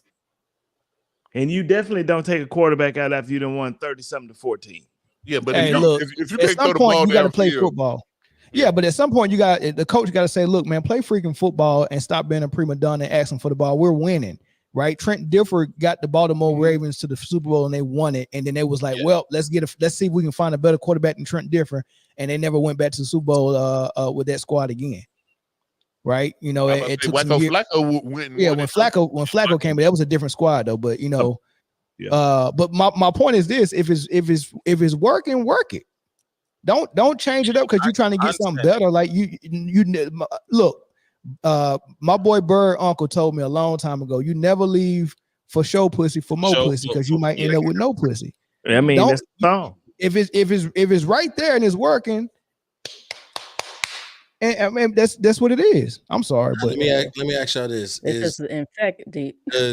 Does Russell Wilson have the same window that Justin? Do you give him a 6-game window, or does 6 games put you too Not far? if we 0-6, hell, not if we 0-2, hell no. What's the least? He got 2 games max. If got they a lose to the 2-game Jets, window. if they lose to the Jets and he struggles against the Giants, his ass going to the pine. Gotta go. I mean, but I don't know. But they won a game where they did not score a touchdown. They kicked 6. It was against the Falcons. They kicked 6 field goals. There's more to be desired on offense. Granted, I don't know if as a coach, if I was the coach, I don't know if I would take Justin Fields out because 4-2 is damn good and more than we expected to be at this tied point. for first in your You know what I'm division. saying? You know, tied for first in the division. But at the same time, you know, Because it's not guaranteed that Baltimore beats Tampa Bay this week. It's not there guaranteed. Right, No, it's that not. is not a guarantee. That's But not let me a ask you guarantee. this: Tampa what Bay's other the first team. place team is taking out their quarterback? None. Just saying. None. But to me, that tells you so much. What does it right tell you? there? That tells me, does Mike Tomlin really believe in Justin Fields? That tells yes, me they Mike got Tomlin 4-2. might have made a bad decision. Do you think so? Maybe he They made a did, bad but maybe decision? he didn't. We're gonna find out. I think We're about to find out. I mean, clearly what we do know is that Russ ain't the quarterback of the future. That's what we do know. No. He's not the quarterback of the future. Like he's there now. He's going to be starting this week. But why you going to do that? Why you going to do that? Like you didn't have to do that. I mean, dang. Is this Jets game weighed a little bit different? Is it buffered because this is Russell's first game of the season? Like, do you have a buffer for this game and then you really start counting the tallies next week, or do you just count this one and they're gonna lose? Yeah, they're gonna lose this game, and they might not though, Jay. I mean, when Andy Dalton came in for Carolina, it was like it was like a jolt of energy for everybody, and it worked for one game, and then the carrots turned into a pumpkin real quick. Yeah, but you also didn't. When Andy Dalton came in, they also played the same Raiders. They just got smacked by them last week. Like they don't count. And dude, although Devontae Adams was there when that happened, but Aaron Rodgers wasn't. You about to see a resurgence of 17.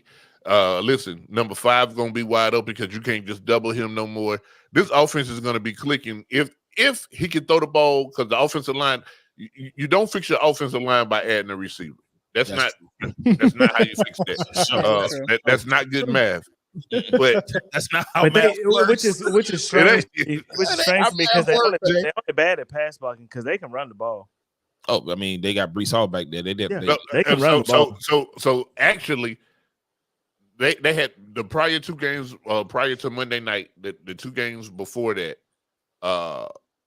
dude. As a team, they might have had 40 yards combined rushing in the 2 games combined.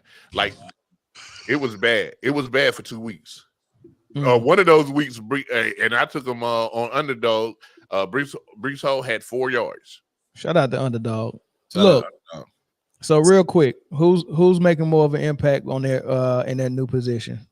Adams or Wilson? Devontae. In this game, Devontae. Adams. I think, I mean, if we look at it, like, just think about it. So Garrett Wilson was what? Your number 1 receiver going up against your number 1 corners. Now he gets to go up against number 2s.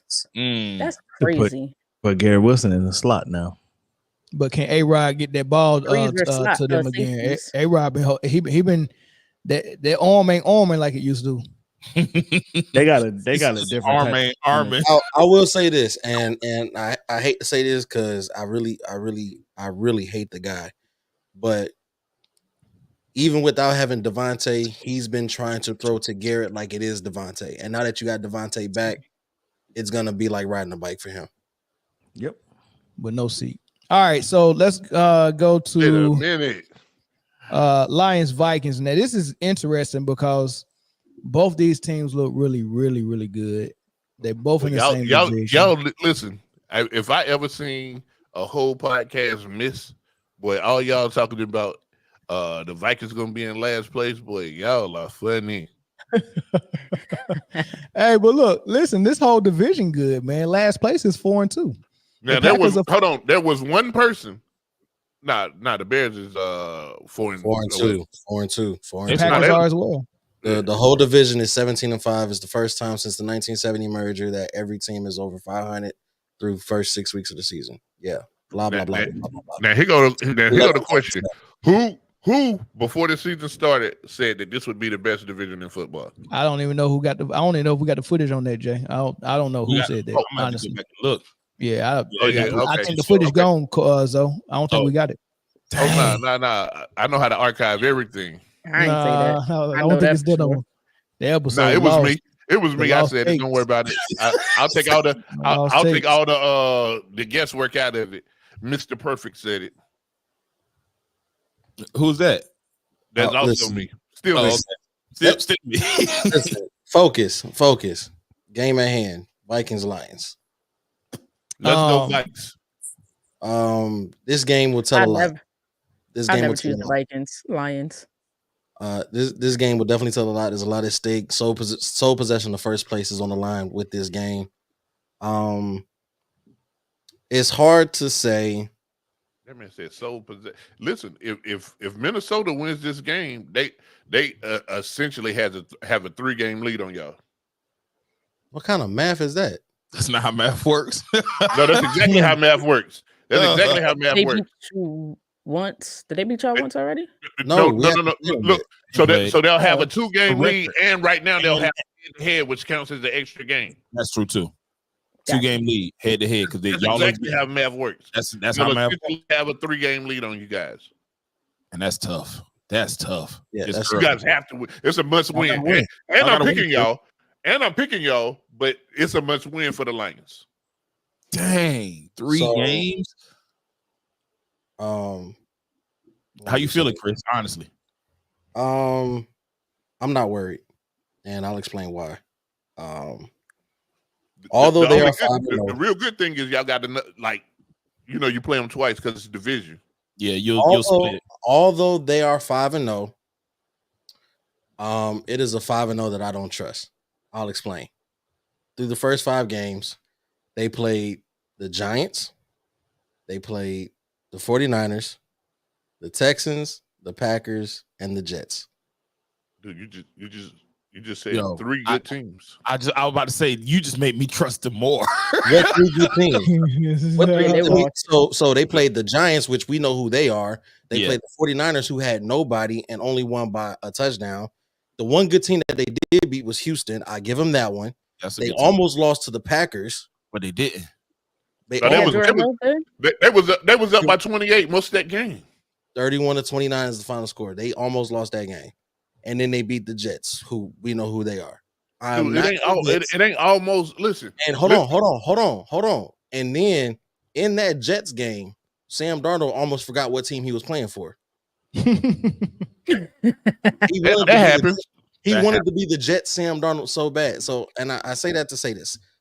You can't go into a game disrespecting them from the jump, right? You respect the record, respect who they are, and play the game as it is, right? And they got one.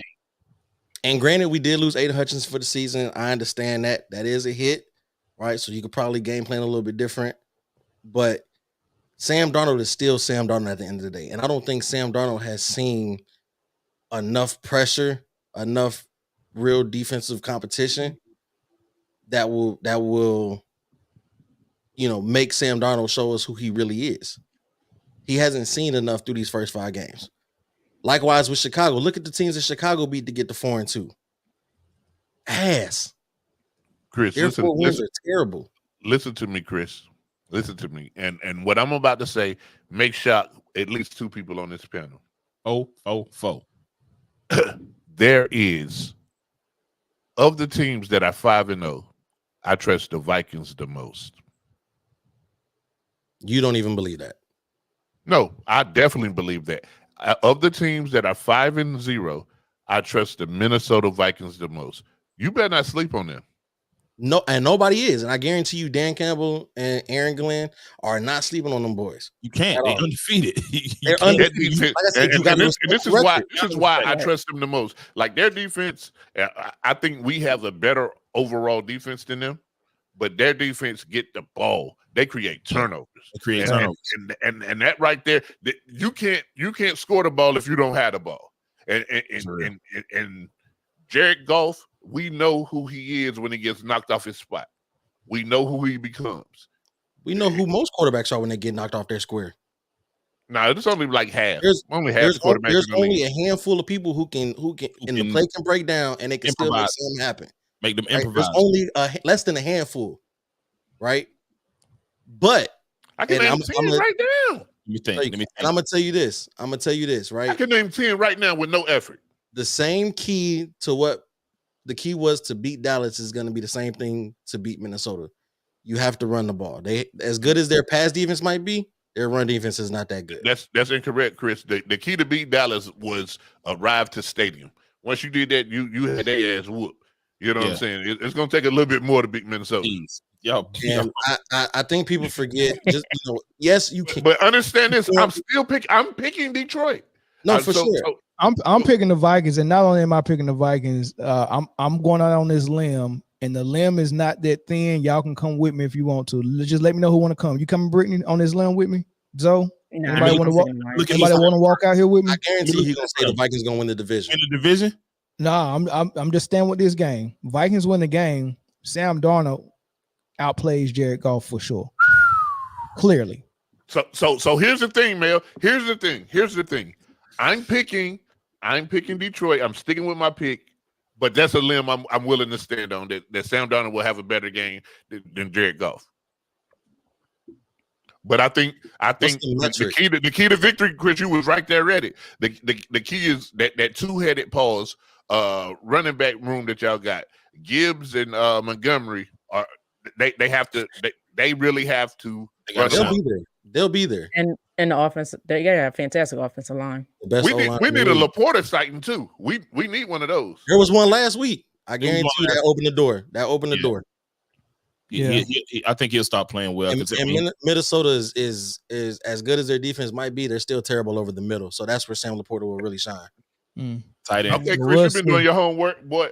They're terrible over the middle. I can't wait to watch Motor City Roar about this. Yeah, me neither. Britne, who you picking? This nigga said. I just told you I'll never pick the Vikings. I'm going with the Lions. So I will never pick them. But I think no. Oh, go ahead. Go ahead. No. Now I was just gonna say, just to give my thoughts real quick. I'm gonna give the Vikings their credit. I do think they have a decent defense. You know, they got talent on the offensive side, but I'm gonna wait a little bit longer. I just don't want this to be fool's gold again. I think a couple years ago, didn't they go 7-1 and lost in the first round of playoffs? So they started, and I know the last time they started 5-0, they ended up with an 8-8 record. Yeah. So, right. So and just 2 years that was ago, with Kirk Cousins at the helm, who I think is a better quarterback than Sam Darnold. Right. So let me see a little bit longer, and then maybe I change my mind. But until then, I'm going with the Lions. I just like how the Lions. Hey, am I crazy? That is a wild take. No, if your head coach's last name is Eberflutz, he will never win the division or anything else for that matter. All right, man. So we didn't do so good on time. We right at 3 hours. We were supposed to be at 2, but we'll get better next week with it. But that was a good show. Definitely a good show. And the Liberty and the Lynx are going to a game 5. So Lynx just won by 2. So I gotta watch that game. Has been absolutely insane, bro. Look, I heard the refs decided it, Mel. I heard the refs decided this game, but we're gonna see. I haven't seen it either. I'll find out. I'm gonna watch it, but I'm gonna watch this Lakers game first.